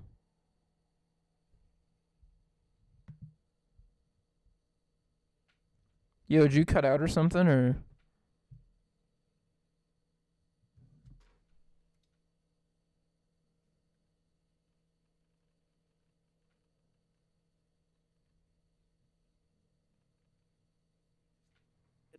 did I wander Okay, off? Did I wander too far again? okay, yeah, I think you did because that Goddamn. my thing was fully green at that point. But anyway, what I was saying is like it's not that deep. Like it's just liking clothes and liking music. It's not that deep. Also, Gothic isn't even like a fashion statement. It's a literal architectural style. That is Uh, true. so, That is so true. I assume these goth people are just taking what they think would look like like Gothic architecture and just applying it to a fashion Like, sense, and that's where what's it really came from. funny is I actually saw somebody on Facebook post who was goth, and they said if you're goth and you don't like Edgar Allan Poe, you're not an actual goth. And I was like, my dude, are you serious right now? Are you fucking me now? What is this? Like I do like Poe, but I understand why people don't like him. Like I definitely understand why people don't like him. It's just fucking really weird, you know. I And believe it or not, this is actually a really good segue into my next topic that I feel like you can definitely relate with. shoot. Okay, so it's not really a topic as it is like a question, right? Which is what is happening with TV and stuff now where psychotic and like fucking like, you know, mentally ill characters are portrayed as like the pinnacle of attraction and popularity because that doesn't make any fucking sense. Well, you cut out for like a split second, and I didn't catch any. What did you say? I said, why is it becoming such a big trend to make psychotic characters? I'm using psychotic in like an actual like proper term, you know, like they have psychosis, you know, kind of like schizophrenia symptoms. Why is it becoming such a big thing to make psychotic characters like the pinnacle of like popularity and attractiveness? Cuz that doesn't make any fucking sense. I think it has to do with the fact because like so many things like because not a lot of people like properly understand what being a schizo is or what schizophrenia is at all. They just assume it's this quirky mental disorder that puts voices in your Yeah, head, which it it's. technically is, but it goes so far I can deeper. definitely say it's not quirky, and I'm like I said, I'm not a fucking psychiatrist, but I'm taking a class all about this, and I've learned a lot about it, and it's definitely not a good thing at all, and it's definitely like not quirky or anything like that. It's actually pretty fucking serious and like not good, but like maybe I fucked up by saying psychotic, like you know. Maybe I fucked up by saying psychotic in like proper terms. I think that just using the term crazy would be better. And I'm not talking about people who have like an actual mental illness. I'm talking about characters like fucking why yanderes are so popular. I don't fucking get that. I don't get it. Like, why are characters that are crazy, like, why are they so popular? Because, like, they're not even crazy in the sense of, like, having a mental disorder, which saying that that person is crazy is really fucking offensive, but they're not even that kind. They're crazy in the sense of, like, they're fucking crazy. Like, they don't have mental disorder. They are just fucking, like, criminal. They're bad. They're crazy. And I don't understand why They're that obsessed. I think the proper term is obsessive, is what you're looking for. obsessive, yeah. I mean, I don't understand why that's so attractive. Like I said, a good example is like why is yandere a fucking thing? I don't understand Well, that. that I think I can understand because I think a lot of people that are into yanderes are most likely people that can't get women to like them, so they just Probably. assume, so they just assume that, oh, crazy girl likes dude for no reason. I want to be like that guy. I want to have people go crazy for me. Yeah, are you And then suggesting that the people who like yandere are incels? no, not necessarily incels, but more so just people that can't, like me, for example. I suck at relationships. The only one I had lasted 2 weeks. So like I can understand why someone would be like as their last resort, but then again, I also think it may also extend to like something like the Joker maybe, because Yeah. Yeah, exactly. Why like people love the Joker and like Harley Quinn. And it's like I want what they have. And it's like, do you really? Are you fucking stupid or something? Like, do you really? Like, I I think it's it's an actual issue in my opinion because it goes into like the romanticizing of mental illness, and I don't fucking like that because it's not romantic and it's not good. It's a very serious issue that people don't take serious, and that's not gonna fucking help. It's gonna do the exact opposite. I don't fucking like that at all. I don't like because if you really want to think about it, right? It stems past like imaginary shit, like yandere's and the Joker. Like I know that you've seen all the bullshit online of people who like are so fucking attracted to like Ted Bundy and like fucking Jeffrey oh my Dahmer. god, Like yeah, I don't like I oh my god, I am dude, you don't understand how fucking angry that just made me. I or am or so sick or like of the people or like the simping. Columbine shooters, like the Columbine I shooters. That's a big one too. am I am physically like shaking for how angry I am. Dude, I fucking hate it when people are like, "Oh man, I want to marry Ted Bundy." My God, Ted Bundy looks like the long lost brother of fucking. Oh God, what's his name? What the fuck is his name? Bob Saget. That's it. Ted Bundy looks like Bob Saget's long lost brother. Why would you I want that? I think the main issue is that like they seem to think that like they will like if you go online and you see a lot of these people who are like very romantically attracted to serial killers and stuff like that, you always see that they think that they're going to be the exception. Like, yeah, they murdered like a whole bunch of other people, but I would be different. They would actually love me because I understand them. I would be the exception. No, you wouldn't. You'd be killed just like everybody else. You would not be the You'd be exception. you're just another target, buddy. Get over Exactly. yourself. You would not be the exception. I think what's even worse is the people that know they wouldn't be the exception, but they're still romantic anyway. Like, oh yeah, I know that Ted Bundy would kill me, or I know that Jeffrey Dahmer would kill me, but I love him, and that's okay. So I would be killed by him. I'm fine with that. That's even fucking worse. Is like the people who don't think that they would be the exception, the people who know that they wouldn't be, and are completely fucking okay with that. That's worse. That's actually kind of the reason why I fucking hate Jeff the Killer and pretty much any Oh my creepypasta fucking god, that dude. deals with like insanity. Dude, Because fucking Jeff the Killer is actual AIDS because number one, all of Jeff the Killer's fans take him way, way, way too seriously. Way too seriously. Number one. And two, Jeff the Killer is a shitty creepypasta with a shitty rating, a shitty concept. It's shitty. It's made of shit and then encased in shit. It's fucking terrible. Like, and they take him way too fucking seriously. I don't get it. You know what I'm saying? I hate it. I don't like that at all. it's like I told you the other day about the whole Slender Man thing. Like, originally when it was first invented, yeah, okay, it was slightly unnerving because do you really want to wake up to see some pale ass motherfucker with a cut smile like, No. staring directly down at you? Like, Well, no, I wouldn't Slenderman want didn't that. have a cut smile. He didn't have a face. Well, no, but what I'm trying to say is like the fear factor was there originally. Yeah, Then and now again, I was like 13 when I first fucking read it. Like, so I exactly. can Yeah. understand. But then as time progressed, people just got exceptionally horny for this motherfucker. Yeah. Why? I agree. I agree with you that like the sexualizing of mental illness is fucking horrible. It's bad. You shouldn't do that. You know what I'm saying? You definitely should not do that because like it's not healthy. Not healthy at all. Like, Like this man is literally this man is a fucking serial killer, and you're out here drawing him with a 6-pack. Excuse me? like there's a lot of there's the two like my next two subjects for the next 30 minutes. My next two subjects are actually pretty fucking similar to this. So basically, my next topic is shipping can be really, Ugh. really, really bad for a show. Like I think we talked about this last time. I think we did, but it can Yeah, we it can be really, really, really bad for a show. Because like I recently watched a video called "How Shipping Ruined Star versus the Forces of Evil," where Oh my like, god.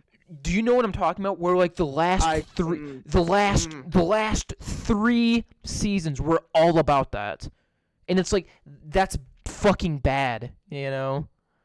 Like, dude, this is actually kind of something that honestly like annoys me. Like, it's like you can't make a duo of characters anymore that are of opposite sexes and Holy have them fuck. be either Okay, friends so or like acquaintances. Like, 100%, I agree with that. They even talked about that in the video that I'm talking about, how shipping ruins Star versus the Forces of Evil. They even talked about that, how you cannot have like friends anymore because the fucking instant you make like two characters that are opposite sex, immediately they're gonna get shipped and they're immediately going to be a romantic couple forever. That fucking sucks because like sometimes that's not good. Like sometimes the friendship dynamic like works. Like they talked about how it ruined like the pacing of the show and how many options in the show they had cuz like for example, like if you're best friends, right? And your best friend gets captured by something, right? And like you're saving the world, you can kind of like lay the friend on the back burner for a little bit, so to speak. Whereas if it's your boyfriend or girlfriend, that's instantly going to be the first thing that you worry about. Like that and the fact that I think the main point that was made in that video was the last 3 seasons were all about making Star and making whatever the other fucking character's name is get into relationships with other people to stall like them being together for like the last 3 fucking seasons, and people hated that because it's like you're not even focusing on the show anymore. You're focusing so much on stalling these two characters because we know they're gonna get together at some point. You've been hinting at it for the entire fucking show, but you're stalling. Who wants to fucking see that? Like, all you're doing is you're making these characters get into relationships that actually are good relationships a lot of the time and work really well, only to fucking throw away the character once you're done using them. Like, once you've used them to, like, stall, and once you've used them, you just fucking throw them away because you're done with them. And that fucking sucks. Like, they ruined the whole fucking show by making it a ship show. Like, a ship show. Like that's something that I actually consider shows that are focused all about like romantic relationships and shipping. There are shows that are ship shows in my opinion, where like that's the main like part of the show is shipping. Ship shows. Like, I can't You mean really. like the latter half of Steven Universe? I was about to say I can't really think of like a good ship show like off the top of my head where like the entire show is all about that. But like that's a good one. Steven Universe has become a ship show at this point where like that's all the writers are worried about and that's all the show is. Star versus the Forces of Evil, that was a ship show. Um, there's a lot of other ones too. I can't really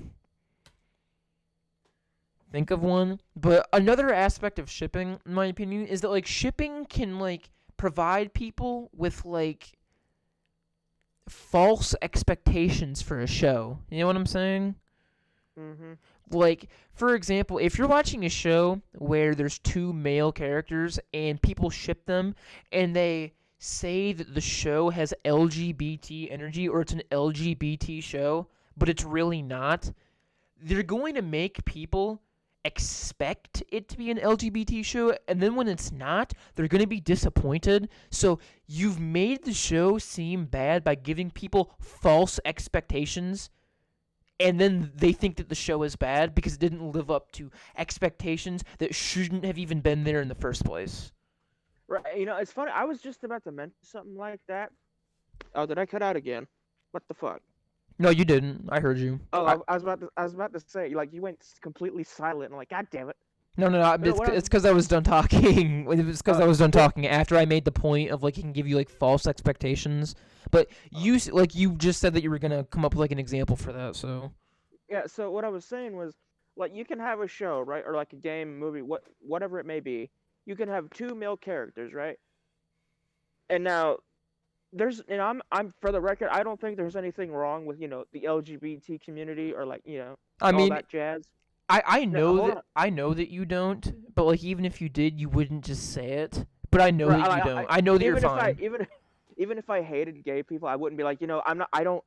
I wouldn't say that. Exactly. Like you definitely wouldn't say it. But like obviously I'm like super LGBT and you're fine with me. So like I know that you're fine. Like I know that you're So okay with it. So what I was saying, like, you could like a lot of people take things way too far. Like, say if a show has a gay character and you wouldn't know they were gay until either someone told you or you read between the lines, and it's like, well, this show has two male characters and this show also has a gay character, so evidently this show has to be super supportive of the LGBT.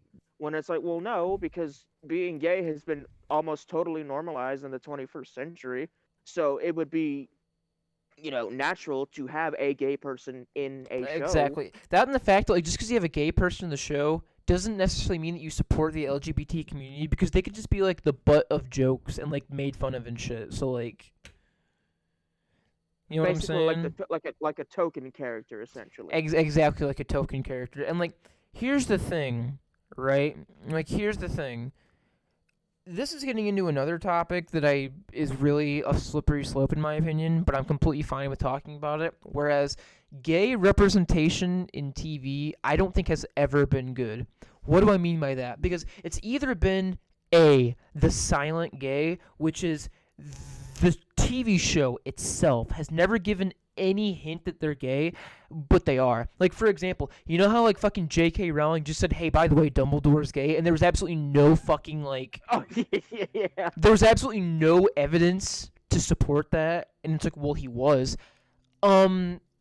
That's a silent gay. That doesn't mean fucking anything. The second thing is, like you No, said, that's this, just retroactive at that point. the second thing is the token gay, just like I said. Like for example, how they just throw in a gay character once and never use it ever again. Like, you know what I'm saying? Like I think Hmm.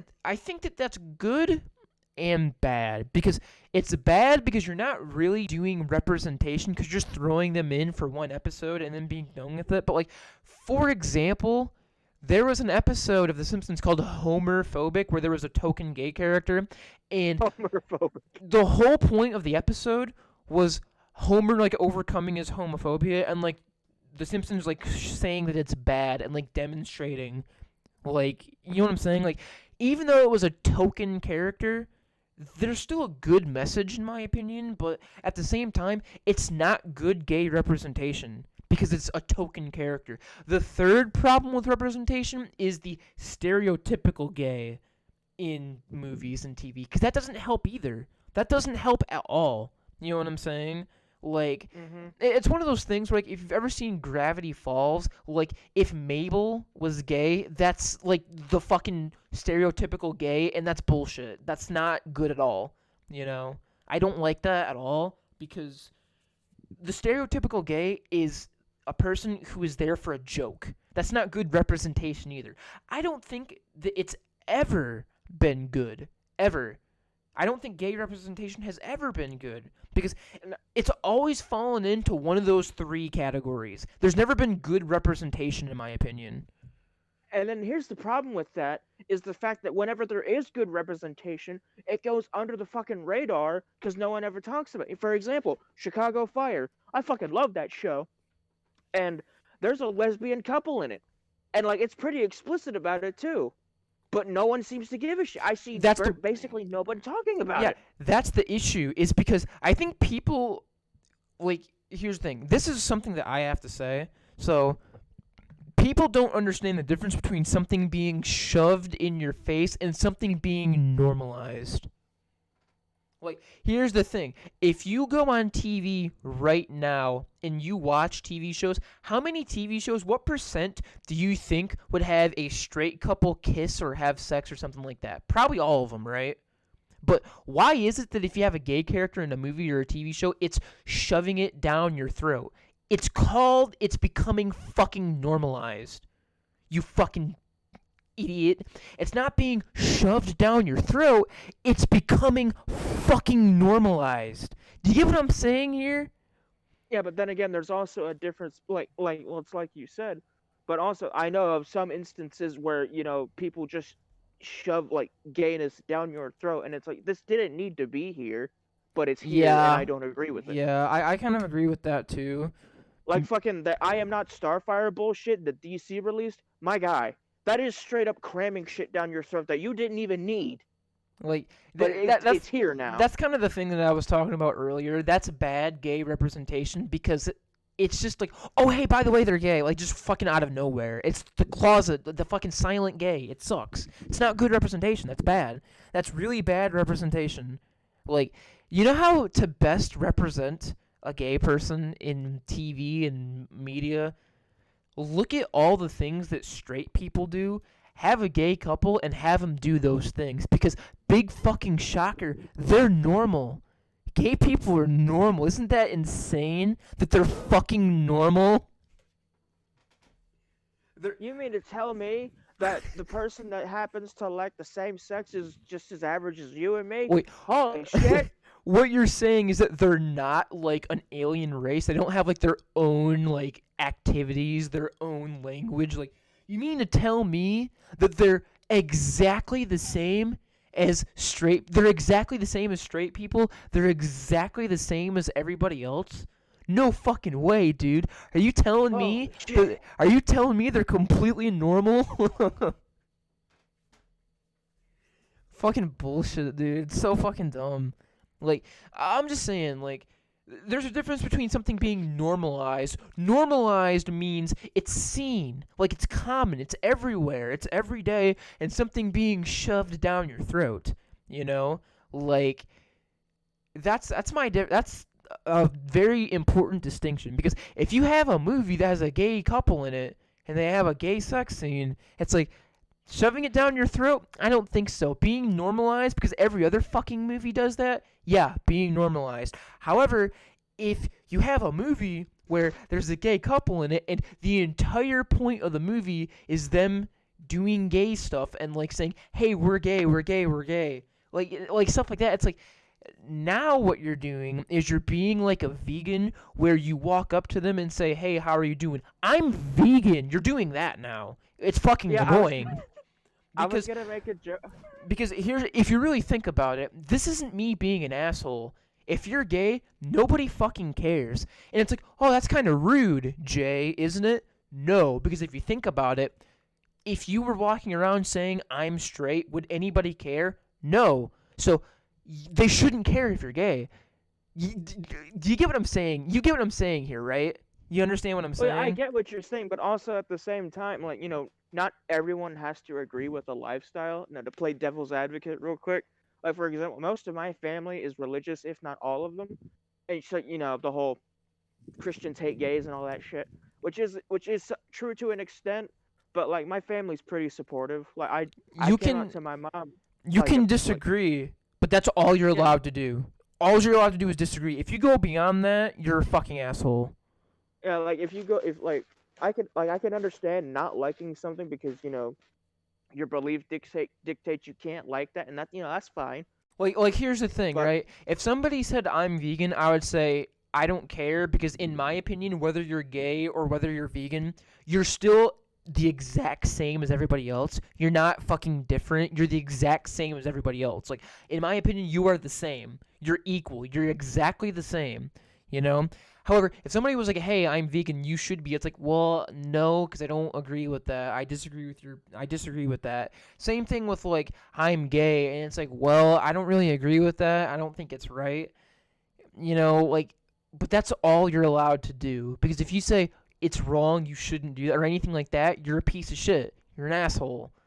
Because all you're allowed to do is say, I disagree. That's it. Because if you do anything else beyond that, you're being an asshole, like almost harassing them at that point. You're not allowed to well, say, like, you're not allowed to go past saying, well, I disagree with you, but that's it. Like, you can't do but anything past that. even then, I don't really give a shit what they can say. Oh, you're not allowed to, like, 'cause it's just words. So long as you don't take like an action against it, I could care less. If you think I'm a piece of shit, fine. Likewise, Felly. Well, But I just don't think that we should think like that because we definitely shouldn't just, allow people to harass people. oh, that's why I'm saying if the second you decide to take an action like explicitly like trying to ban someone Well, from not well, somewhere not e- well, or not even an action. If you go to like a gay rights parade and somebody is yelling, "I fucking hate you, God hates fags, burn in hell," that's not taking an action, but that's still not fucking okay. oh no, I agree it's not okay, but it's not really hurting anybody. It's It like totally, words. it totally is. That's called bullying and harassing, and it's not okay. Totally Yeah, is. my thing if you're not physically harming someone, I don't care. You Like see, you could say the most nastiest shit ever. And this is coming from a bi guy myself. you I see, don't I I genuinely completely, don't care. I completely disagree with that because if we allow that, we're just allowing people to voice their shitty opinions and be assholes, which Well, shouldn't, that it just shouldn't be weeds them allowed. out at that point, right? That just weeds them out. Then we know who to avoid. I mean, I guess, but like, think about if it was like fucking racism, right? Think about if it was racism, and you had a group of white people following black people around saying, "We fucking hate you. You should die. You are niggers." And society doesn't accept that, and I'm pretty sure you wouldn't accept that either, because that is racial, like mob behavior. It's the exact same thing with sexuality. It's not okay because it's aggressive. It's words. It's harassing.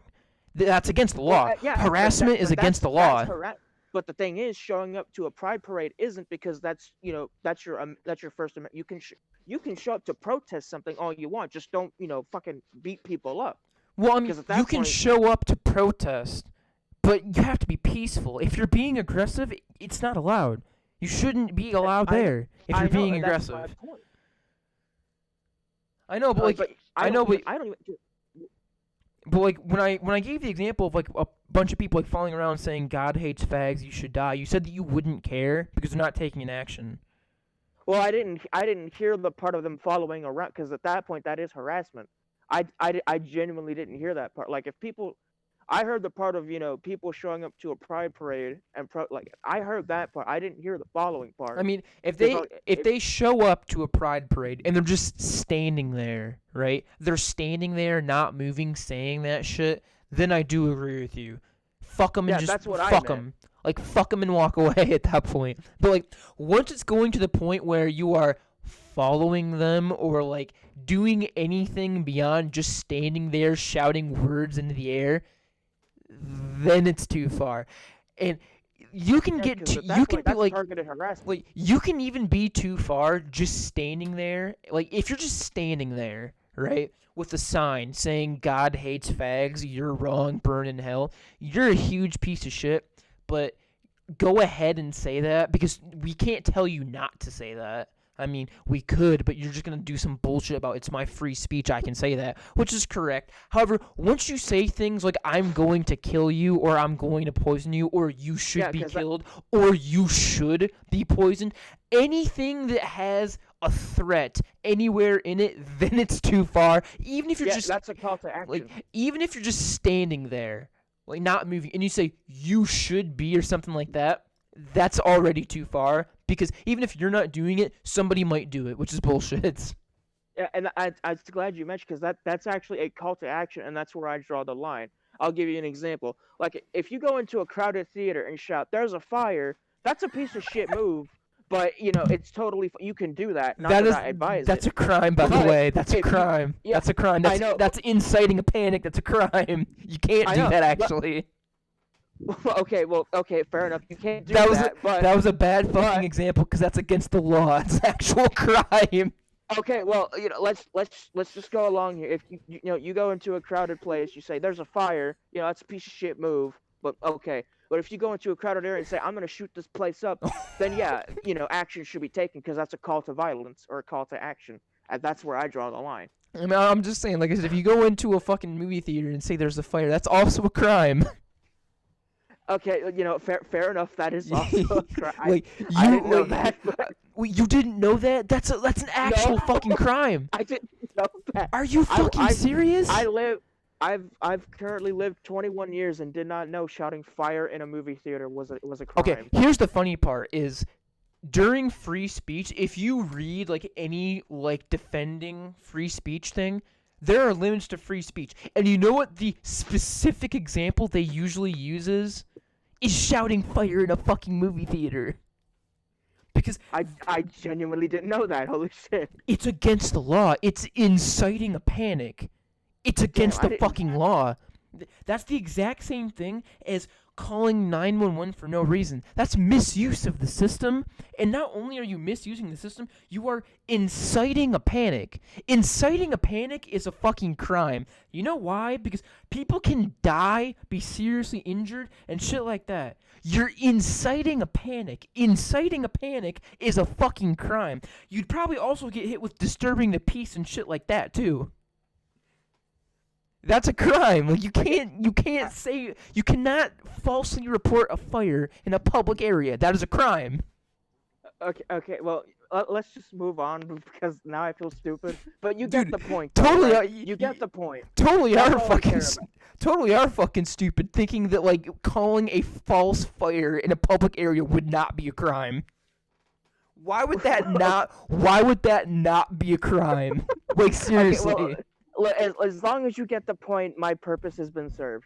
Yeah, I get the point, whereas, like, if you're standing in an area saying some really awful shit, you're an asshole, but we can't really stop you because it's fucking, it's free speech and all that. But, like, once you start to single one person out, or once you start to make threats or, like, try and get people to do that, like...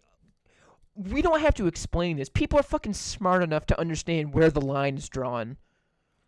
I don't know. People are stupid enough to go out and kill gays because they like people they don't. So. I mean, that's completely true. But I mean, like, everyone knows, like, there's always those kinds of people at, like, a gay parade. Like, everyone knows that, Everyone knows that. They, like, stand there with a sign or some shit, Everyone knows that. And they're allowed to be there because it's free speech and they're allowed to be there. It's kind of like the Westboro Baptist Church, that fucking hemorrhoid that's been on the fucking, religious scene forever. And if you don't know those people, they pretty much coined the term God hates fags. That's pretty much their term. And they're very popular with getting their entire church to go stand at places and, like, shout things at people and hold up those signs and shit like that. And for the most part... A lot of people just ignore them because they're fucking stupid. They're fucking dumb, They just ignore them because it's like, why are you going to give them attention? But, like, once they start to be violent or threatening or, like, trying to get that going, that's too far because now you are potentially a risk to somebody's safety. Yeah, you've incited violence, so now it's like you're a public risk. Yeah, exactly. Action has to Yeah, be taken. inciting violence. That's another thing. Yeah, inciting violence. You can't do that. Like threatening someone's life is actually a crime. By the way, that's an actual crime. I'm not kidding. That's a crime. You can't do that. You cannot say that because that's a crime. Like, and I'm pretty sure you knew that. But like, saying I'm going to kill you or I'm going to do blah blah blah is an actual fucking crime. That's a crime. You can't do that. That part I did know, but you can also get away with it by saying, I wish you were dead, because then it's not technically Exactly. Yeah. inciting. I Yeah. do that all the time in games. Like, I wish your mother would have a nice day, because I'm trying to like get over my anger issues. So I phrase it like that, but people know what the fuck I mean. Like, I hope your mother has a nice day, in like a really angry tone. Yeah, I know what you mean. Like, and that's the difference. Like, you can say shit like that, but like, for example, that's why like there was a court case about how a guy was actually like getting arrested for song lyrics that he made about his ex-wife because like he was trying to do like an Eminem type thing and the court deemed it to the point where it wasn't just like music like Eminem music, it was like an actual fucking threat. Like it was like actually violent enough to the point where he was charged. You know why? Because threatening someone's life is a crime. Yeah, it's funny because if you like, I know it's gonna sound like really basic to mention, but like if you look at most rap lyrics, that's why I think they get passes legally. Because if you actually look at rap lyrics, it doesn't specifically say they're gonna kill someone. Well, it Only also vaguely notion about it. Well, a lot of the time it doesn't even say the person's fucking name either. So it's like they can argue, well, it's just vague. I'm not really directing it towards anyone. I'm just directing it, you know? Like they can get away Yeah, with it, yeah. I'm not actually violent. Just ignore the fact that I have an Uzi in the cover art that is clearly real. Please. Now, that's also a slippery slope is like should that be allowed? Like should people be allowed to make fucking violent Yes. songs with actual like guns? Yes. You If know, you don't use them, then yes. I guess. Fill them up with blanks. Fill 'em I up with guess blanks. I, It's like I'm a I'm I'm just saying that is like blurring the line between like a threat because that's kind of like showing everybody like, hey, we have guns. That's the exact same thing as walking into a gas station and somebody's being mean to you and you pull back your shirt to reveal a gun. That's a fucking threat. That is a threat. You get what I'm like? That's an actual threat. If someone is like being mean to you or like yelling at you or anything like that, or you're mad at somebody and you show them that you have a gun, that's basically saying I'm going to shoot you if you continue. That's a threat. So if you are doing a rap song and there's violent lyrics in it and you have guns, that's basically a threat. You can't like. I'm pretty sure that's actually illegal to do. I'm pretty sure that's actually illegal that you cannot do that with like real fucking guns. Like, I'm pretty sure you cannot do that for a lot of different reasons, but I'm pretty sure you can't, like, make fucking music videos and shit like that with guns, like actual guns in the videos. I mean, Bold of you to assume that the people singing about hating the police give a shit about gun laws. yeah, I mean, I'm just saying, I could be wrong, but I'm pretty sure that's illegal and you can't fucking do that in music, but I could be wrong. Anyway, my next topic that we are gonna finish. I know that it's 12, but we are gonna finish. Um, Whoa! is I nearly fell down. is the next one is kind of to wrap it all up. Sort of is trying to draw sympathy for a villain is dangerous. It's a very slippery slope because that's, in my opinion, that at least. Is that the word of the day? Slipper. Are those the words of the day? I don't know. Slippery slope? I don't know. But like that's what I had like in my notes.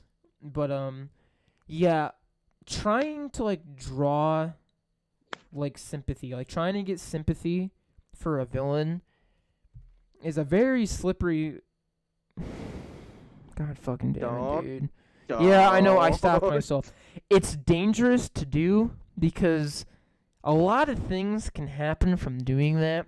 Whether it's just like some really cringy shit, like how all of Tumblr was sexualizing the Onceler and making Onceler sonas for like 5 fucking years. You know? Oh my god, I remember that. Because of, yeah, exactly. Because of the Lorax. I know that you remember that. So like, whether or not like we're talking about that, or we're talking about how like a villain is doing some very questionable shit and you're trying to draw sympathy for him, and how like that kind of implies that you might be like agreeing with them and like signaling people to agree is kind of fucking dangerous too. All I'm saying is like it's kind of a dangerous fucking downhill spiral trying to do that. That's not necessarily the smartest thing you could do. You know, I mean, I understand where you're coming from, but at the same time, like you can also sympathize for like for the reasons why they're doing the thing, and also hate the actions that they're committing. Like for example, in Joker with I was just Joaquin gonna I was Phoenix, I think. just gonna say that's the example I was gonna use. I was just gonna say Joker 2021 because that is a good example of drawing sympathy for a character the correct way. And do you know But why that works? The same reason why Hitman as a game works. Because while Hitman and Joker are fucking terrible, the people who they're killing and going after are debatably way worse. So the world ends up being better. You know what I'm saying? Like, Joker in that movie is fucking terrible. Nobody can defend his actions and say he's a good guy. However, the other people are worse. Like, he's bad, but other people are worse. That's why that works so well. and what I was gonna say about like in you know like a not rhetorical but like in a response is like I feel bad for I don't even think he had it.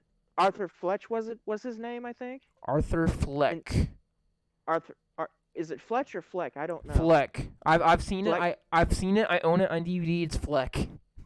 Okay, it's Fleck. Well, I genuinely felt bad for Fleck Yeah, because exactly. he Because has this debilitating mental dis. exactly, yeah, exactly, 100%. Like, I completely agree with you. He has a horrible mental disorder, and that mental disorder makes the world see him as a joke. He's kind of the opposite of like the Dark Knight Batman, where the Dark Knight Batman with fucking Heath Ledger was evil because he saw the world as a joke, but like Arthur Fleck and Joker, like the world saw him as a joke.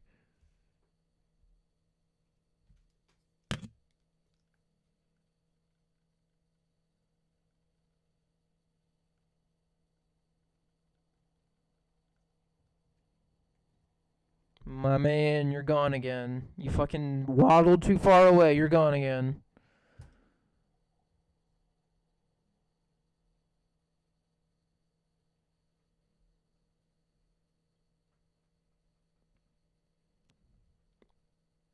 Hey, So, what part of that did you get, and what parts did you not? um, basically, I heard he has this debilitating mental disorder, and I didn't hear anything beyond that. Okay. And So what I was like, saying, I was saying shit like I was saying shit as well because I didn't know when you started and ended. But anyway, what I said basically was it's very funny and interesting how they made the joke like Arthur Fleck from Joker. How they made him evil because the world saw him as a joke, but they made like Heath Ledger's Joker from The Dark Knight evil because he saw the world as a joke. and both are technically correct, which is the strangest part. Is like it's relatable in some way because Well, someone at some point is going to feel like that. here's the I thing. felt both ways. Here's the thing. The whole point is like Joker from like The Dark Knight, Heath Ledger's Joker, is a good character, but I don't think anybody necessarily agrees with him, to be completely honest. I don't think anyone agrees with him because he's very like impulsive, and the way that he goes about things doesn't make any sense. Like he says that he sees the world as a joke and like everybody acts normally when they know what to expect, whether good or bad. So he just does that to like fucking introduce chaos. That's his whole point. Nobody should agree with Joker unless they're actually fucking like a criminal. Because basically what he's saying is the world's too good. Let's just fuck it up just for the fun of it. He just wants to see the world burn. Yeah, Nobody should agree with anarchy. him. Let's Like go. nobody should agree with Joker from like The Dark Knight. However, a lot of people in my opinion should agree with Arthur Fleck from Joker. I'm not saying that you should do what he did. I'm just saying everybody can agree with him because that world kind of like shows the ugliness of like the real world and how like you kind of have to like demand respect, and they're corrupt, evil fucking people, and we can't really do anything about it. So Joker in that, he's almost like an anti-hero rather than like a villain. Like he is a villain, but he's almost like a fucking anti-hero because like he does awful shit like murder innocent people and stuff like that, but like all the people that he goes after are like worse than him. Oh, here's a good example. Here's a good example that I just now thought of, since we haven't talked about it in a hot minute. Invincible, Omni Man. There's a lot of sympathy for him too, because basically what he was trying to do is just fucking help out his son, and his son said no and broke the tradition. This motherfucker's like, well, okay, guess I'll do it on my own. Honestly, And and then honestly, this motherfucker beat the shit out of his son. honestly, fuck Omni Man. I have no sympathy for him. Fuck Omni Man. I hate Omni Man. I have no fucking sympathy for him at all. I have Well, no, zero I sympathy understand for that, him. but here's the thing though. He what he thought he was doing was the right thing. Then comes along his dumbass son, breaks the tradition. He's like, well, okay, I'll do it myself. I He know, tries but to do it himself and fucking fails. I know, So but what does here's he the do? thing. He pussies out and flies off. No, but here's the thing. What you're not, in my opinion, understanding is like he's doing something that he thinks is the right thing, but it's the question of do the ends justify the means? Because if you agree that what Omni Man was doing, which was what the fuck was he trying to do? Like he was trying to He like he was trying to he was basically no. Like, I think what I remember what he was doing. He was trying to make it so that the Earth was under rule by their planet because that would make them stronger because he saw them as weak. And it's like he thought that was good, but here's the thing: if you agree with Omni Man, you also agree with Thanos. It's the exact same fucking thing. I mean, I kind of do agree with Thanos, so I kind of So, do agree like, with Thanos. I know, but like, here's the thing with Thanos. Like, I understand like what he's saying, but at the same time, it's like there are alternate points of view, and that's why I think Infinity War kind of fell a little bit flat because nobody had an opposing like point of view. Nobody had a different point of view to fix things, but it's the question of do the ends justify the means? Like seriously, do the ends justify the means? Not to be a fucking huge piece of shit asshole, but like Thanos and Hitler are kind of fucking the same. Let's be honest here. They're kind of the same because Thanos was trying to save the world by wiping out half of the population, and Hitler was trying to make it so that the pure German race was stronger and survived. So it's like they're kind of the same thing, but nobody would say that Hitler was good unless you're a giant piece of shit. So I don't really think anybody should think that Thanos was good because it's not fair to kill half the fucking people to make the other half stronger. Well, I mean, but in fairness, he didn't necessarily kill, but he just, from what I understand, he trapped him in the Soul Stone. No, he snapped them out of existence. They didn't exist anymore. Like they're dead. They didn't exist anymore. They're wiped out of existence. Well, That's basically dead. Where the fuck did I get that information from? They I swear I weren't. heard it.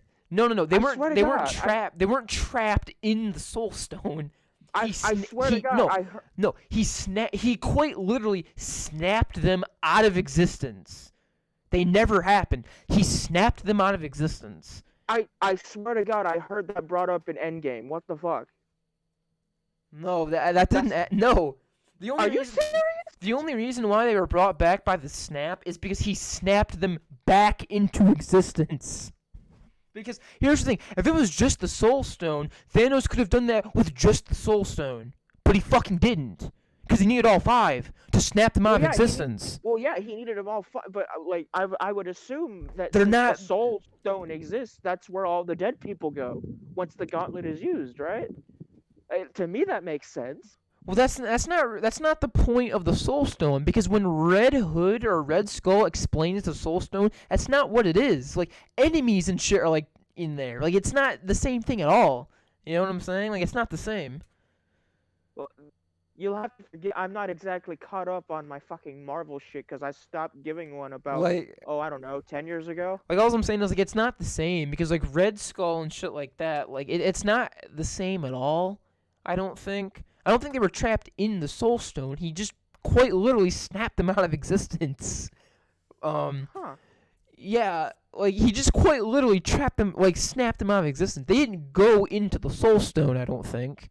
He just I he snapped them out of existence. Like they didn't happen in this universe. They're fucking gone. They literally like they're gone. They basically never existed. You know? Like Huh.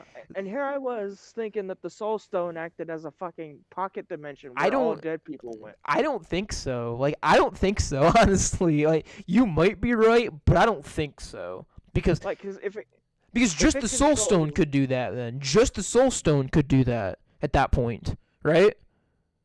well, yeah, but at the same time, he would have to harness the power of all five to do the action. So No, not because if you could just trap them in the Soul Stone, if that's like the power of the Soul Stone, all he would need is the Soul Stone, and then you could just trap him in there. That's all he would need is I, one. oh yeah. Okay, so disregard that. Like if I the got Soul Stone, if the purpose of the Soul Stone is to trap souls in there, he could do it with just that then.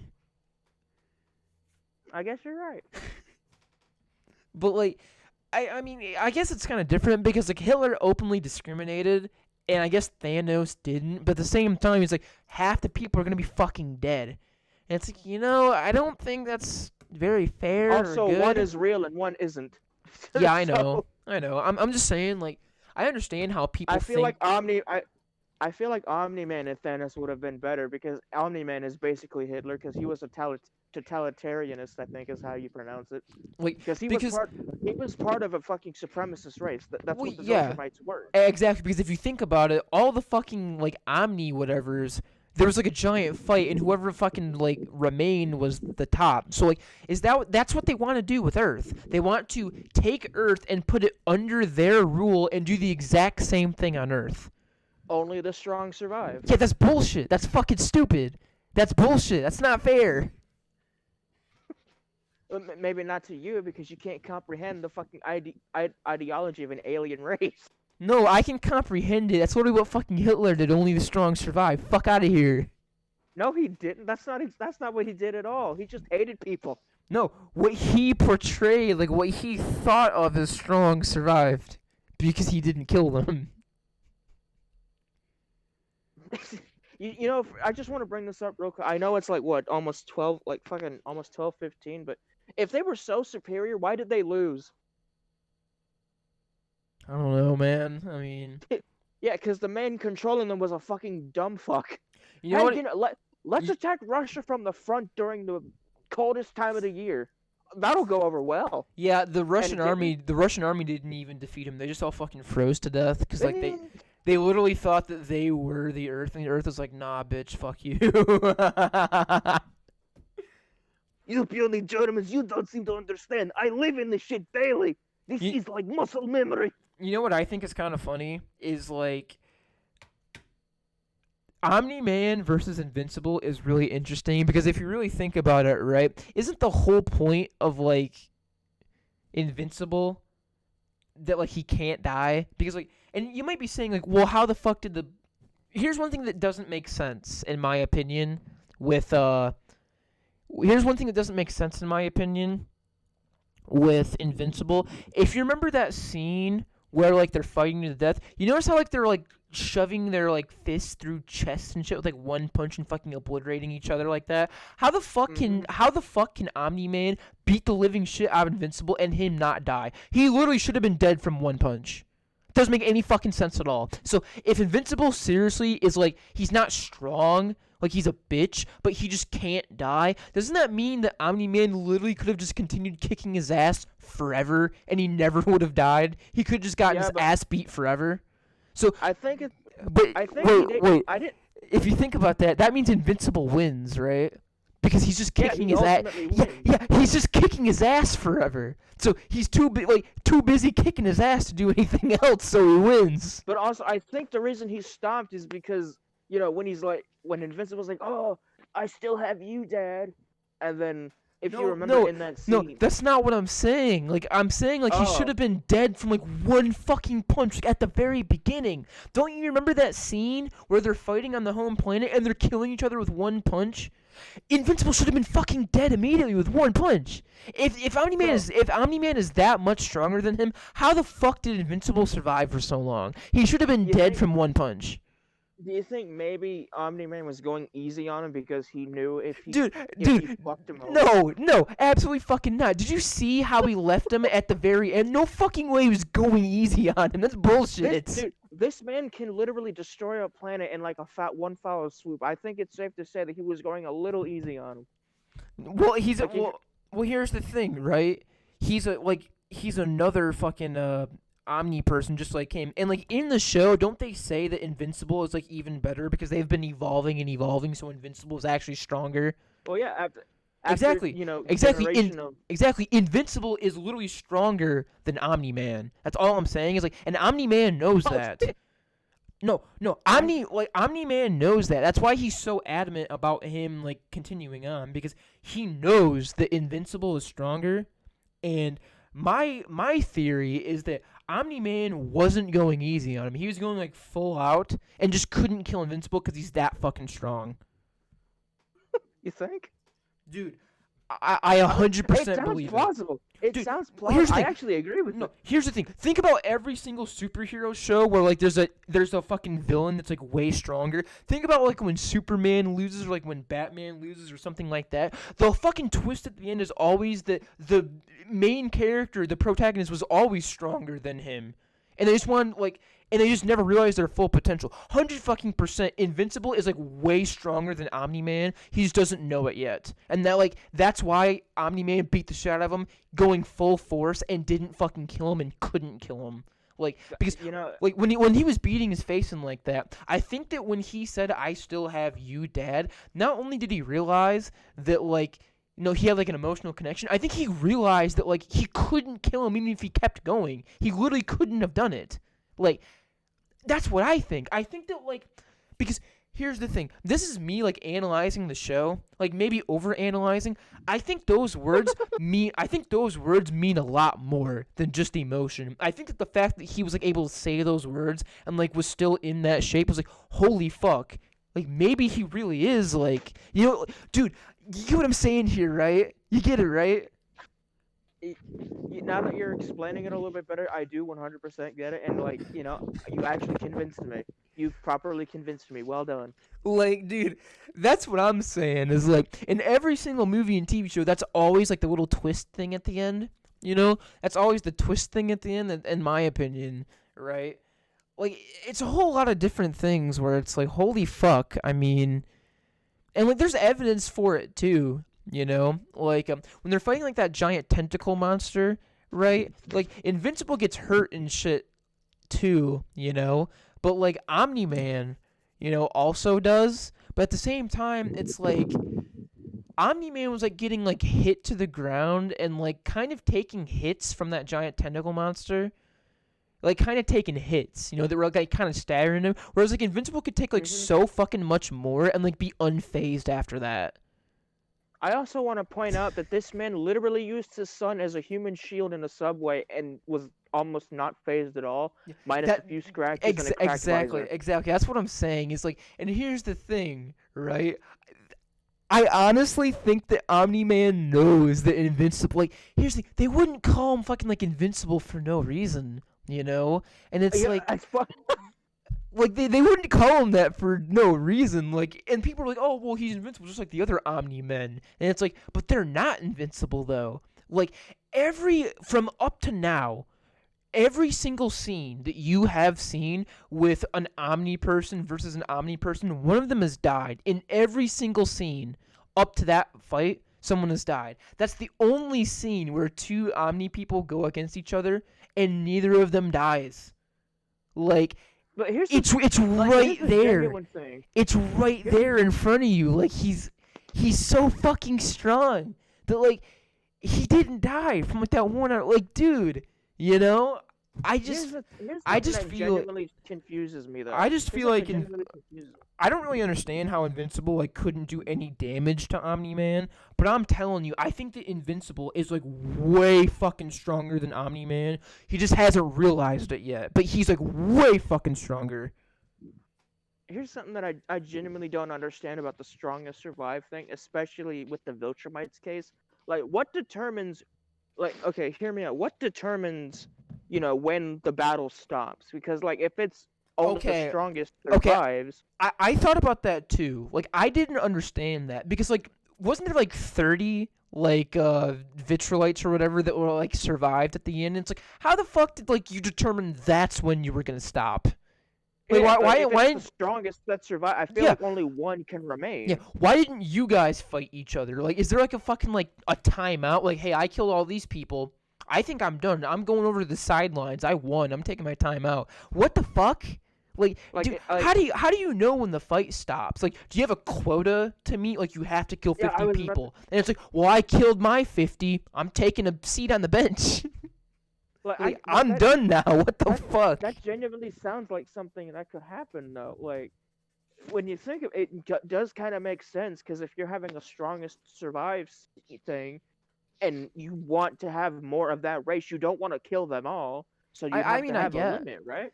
I guess. Like, you have like a limit on how many you can kill. So, like, if you kill like your 50, then you just go get to like sit on the sidelines and watch and like wait, Yeah, just wait for the because victors to come over with you. if you've actually seen like the full explanation like near the end of the season, there's like scenes where they're like in this giant like courtroom, like in a like raising their hands in agreement. So evidently there's some sort of societal structure here, Yeah, but how is it formed? there was some structure because like in my opinion, if there wasn't like a maximum people you could kill, that doesn't really like there's no way to determine if the battle is over, you know? Cuz like why would you stop at 30? Why wouldn't those 30 continue to fight each other? It doesn't make any fucking sense. Also, And also, if you were one of those 30 that survived, well then like what if you didn't kill fucking 50? What then? and here's Like another thing. you survived, but are you fucking strong enough? Like are you gonna get And then killed here's now? That doesn't make any fucking sense. And then here's another thing. What if you somehow kill all the women? Because the Viltrumites are clearly mammalian. I mean, they reproduce sexually, so they're clearly mammalian. So, like, what if somehow you wiped out all the females, and now you can't repopulate your supremacist race? What I So think now it you're fucked either way. maybe it was like 15 males and 15 females, and like they fought It, like they could only fight like within yeah, that like gender. You could only fight but your even same then, gender. but in the scene where it shows it, you can see some like blonde chick killing a black dude, and then Yeah, I some other know. dude sucker punching the woman, and it's like, Yeah, well, yeah, how does like this work? yeah, like she like rips his arm off, then he like fucking like right hooks her right in the fucking Yeah, he face, fucking like like uppercuts her fucking yeah, jaw, and like, yeah. He like Superman punches her from off screen. how does this society work? It I doesn't feel like really. this I is a society too stupid to exist. too stupid to exist. It's just really fucking hilarious how like it's like a giant battle to the death, and somebody's just like, "Hey guys, I killed 50 already," and they just like fly over to the side and just like sit there and like watch, like chilling on fucking Victory Row, and it's like that's so fucking hilarious to like think about. You know, like there's this giant fight to the death where people are like looking at their family members, like their mom and dad, saying it's for the good of the race, and like fucking murdering their mom and dad and sister, and like all of a sudden like you see like your friend Joe like, guys, I killed 50, I'm done, and they're like, oh okay Joe, we'll see you later if I don't die. I, I, Dude. I feel like a I feel like a better way to go about it would be doing like gladiatorial battles. Exactly, like Setting one on one every time. Yeah, yeah. So that way you can have like two matches, have one be male, one be female, the winner are the exactly. two superiors, and have Dude, them fuck the and only then the only reproduce. problem is like that would take like fucking forever. Like It would be worth it though. that would take If your race is forever. hell bent on if your race is hell bent on superiority, you will do whatever it takes to If you find the think about purest it of though, that blood pool. if you think about it, I don't think that's a good gauge of like the strong. Because like, let's think about it, right? This is my problem with like King of the Hill type stuff, like in football that I played and shit. This never made sense to me, right? If I'm the King of the Hill, right, and I eliminate 25 people, and the 26th person eliminates me, he's now the best. That doesn't make any fucking sense. So Like, that doesn't make any fucking sense. How is he the strongest? That doesn't make any fucking. You know what I'm saying here, right? I don't think that makes a lot of sense. If you have a Viltrumite or whatever the fuck, right, and he kills 29 people in his gladiatory battles, and the last guy beats him, that last guy is the strongest. That doesn't make any fucking sense. The other guy just killed 29 people in a row and killed more people, but because he beat him, he's the best now. He could number one. He could have been weaker because he's got 29 fucking battles, and this guy got 0 battles. Number one, doesn't make any fucking sense. And number two, like, doesn't mean he's stronger. That doesn't mean he's stronger because, like, for example, right? For example, like, if you, like, I'm just gonna use like Pokemon. If you have like a Charizard that's like a level 90, right? That beats like 29 grass type Pokemon, and then he goes up against a level 80 water type Pokemon that's 10 levels below, but he's weak to water, and that beats him. That doesn't mean that that fucking water type is stronger than all the fucking grass types. It just means that because of a certain weakness and a strength, he beat him. That's all I'm fucking saying. Like, if you're doing a gladiatory battle for the Viltrumites, and one guy defeats 29 people, and the 30th guy defeats him, maybe that guy was not stronger than him. Maybe he just had, like, one advantage that made him better than that one guy specifically, but he was weaker to everybody else. That doesn't make any fucking sense. And, like, I know it's probably gonna make less sense, but do it like boxing, where you, like, it's just, you know, two dudes duking it out. Whoever wins is the one on top. You see that, man? Or two women. Yeah, you see, that kind of makes sense, too, but, like, you get what I'm saying here with, like, the gladiatory battle, right? Mm-hmm. Is, like, if one kung fu artist beats 29 boxers, but then one jiu-jitsu artist beats the fucking kung fu artist, that it doesn't work like that. Like, it's not equal. Like, maybe the fucking jiu-jitsu artist is better than the kung fu artist. That doesn't tell you anything about how good that jiu-jitsu artist would stack up against a boxer. You get what I'm saying here, right? It doesn't mean that the one guy who beats the king of the hill, who beat 29 people, is stronger than all the people he beat. It just means he's stronger than him.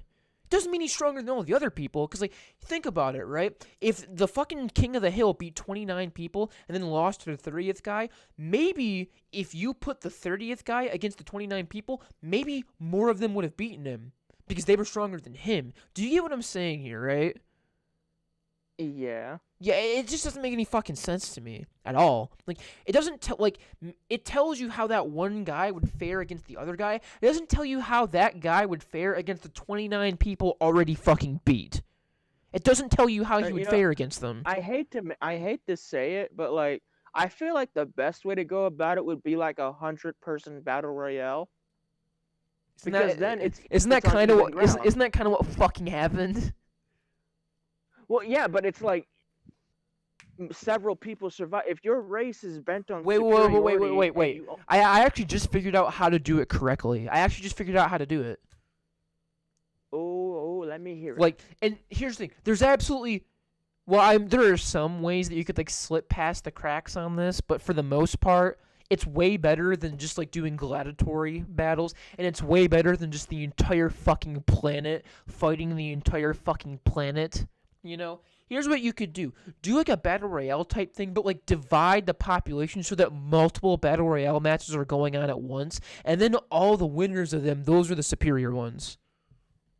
I like that. Because, like, instead of 100 people, right? Instead of the whole fucking planet, like, instead of the whole planet fighting each other, maybe if you wanted, like, 30 people to win, you could do, like, you know, like 30 matches, like 30 battle royales of 100 people each, right? So then if you had that would be, I think, like 3,000 people, and you'd get 30, right? So basically the winners of those 300-man battle royales, those would be the superior ones because they beat their battle royale. You know what I'm saying? That's how you could really do it. Well, yeah, but I would like to go further. Like, say you had like 100 people, right? Yeah. And you divide them up into quarters. You know, you have 50% male, 50% female. Now, of course, either way you look at it, you're not really gonna get like even numbers. You're not really But you're not really gonna get even fights either, because like I said, this person can be stronger than that person. It just kind of depends on like strengths and weaknesses, right? Like this person may be like strong against these types of people, but he might be weak against these types of people. It doesn't really make any fucking sense. But like out of all the ways that you could do it, the battle royale matches where you're doing like a whole bunch of them, and then the winners of those are that's the best way to fucking do it. That is the best way to do it. you might notice that I'm really fixated on the whole dividing men and women apart. Well, that's Because important. That's so fucking it's important. important because again, if you're a race bent on superiority and you truly believe that only the purest and the strongest survive, It's you it's kind want of like you want either one or two of the opposite sex to come together and make the purest blood. yeah, the purest, So and then they're gonna be the most superior. It's also kind of fucking unfair. Like obviously, we're all going to say like it's unfair for a man to go against a woman because men are like generally bigger and like the way that their bodies move. Like there are things that like this isn't sexist. There are like genetic things that like yeah, make there them are better. genetic and biological differences Exactly. between people. Exactly. There are genetic things that wire them to be better at some specific things. So it's fucking not fair to have like men and women fight against each other because men are typically bigger. Men are usually bigger. That's already an advantage. If you're bigger than your opponent, that's an advantage already. That's already an advantage.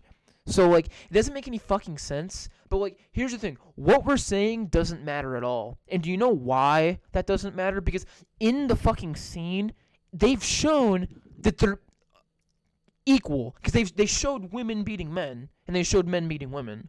So they already showed like gender differences clearly, there's no gender yeah, difference. there's no discrimination. So clearly, there's some sort of advanced societal structure. We just don't know how the fuck it works because it doesn't make any sense because you don't know how it's tallied. Exactly. Like there's no gender differences. Like if you like that's what I really love about the Viltrumites. If you actually look at the characters, they're all exactly the same. They're like the exact same height. Their body build is like exactly the same. They all look identical. They have the exact same body structure and like the exact same height, the exact same bodies in general. So there's like no sex differences. The only sex differences are like the genitalia. In some way, they're kind of like utilitarian, I think it is, where they only do shit if it means it's going to be successful. So chances are there was some sort of genetic shit going on behind the scenes where like every single one is like the exact same to have some sort of equal outcome. Well, here's the thing. Obviously, Here's the thing. If we already talked about them being like a perfect society, then if you think about it, they would remove all male weaknesses and all female weaknesses. So already that kind of like proves why they're equal because they've already been like in the process of removing those. right. So if I guess it's the correct way of using it, but if the ends justify the means, you get rid of the weaknesses so that way you could get peak performance. Kind of like how the Combine does it in Half-Life, because what they do is when they conscript people into their their fascist regime, they'll literally cut off the genitalia of the soldiers and then brainwash them, so that way they cannot act on horny, essentially. You know what I? Of course, it doesn't. You know It what doesn't I matter think? anyway, because Gordon fucks them up anyway. But You know whatever. what? You know what I think this entire conversation just proves and shows is That superiority is bullshit and it can never theoretically work because people are different. well, that, yeah, is that like people are strong. People are strong in different ways. So superiority is completely fucking subjective. It's always subjective to what the person considers superior.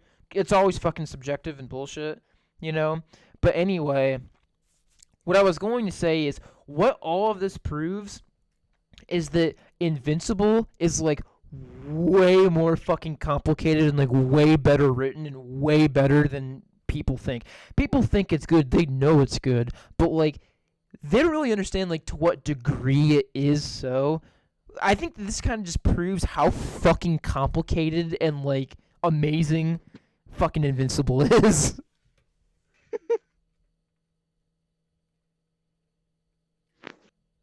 I mean, I'm just saying. And on that note, I think we can start wrapping this up. That was my God, that was a fucking productive run, I think. Honestly, like we talked about so much shit in this episode. It's kind of disappointing to know it's gonna get like 4 fucking views. Potentially the best episode we've made, maybe 3 views. Hey, God fucking damn it, dude. God fucking damn it. Come on. like if you look at like our YouTube channel analytics, like the past couple of videos have gotten like 3 views, but like if you go back far enough, there's getting like 30 and 40, sometimes 50 views, and like it's just sad to know that this was such a good episode. It's gonna get like 5 fucking views.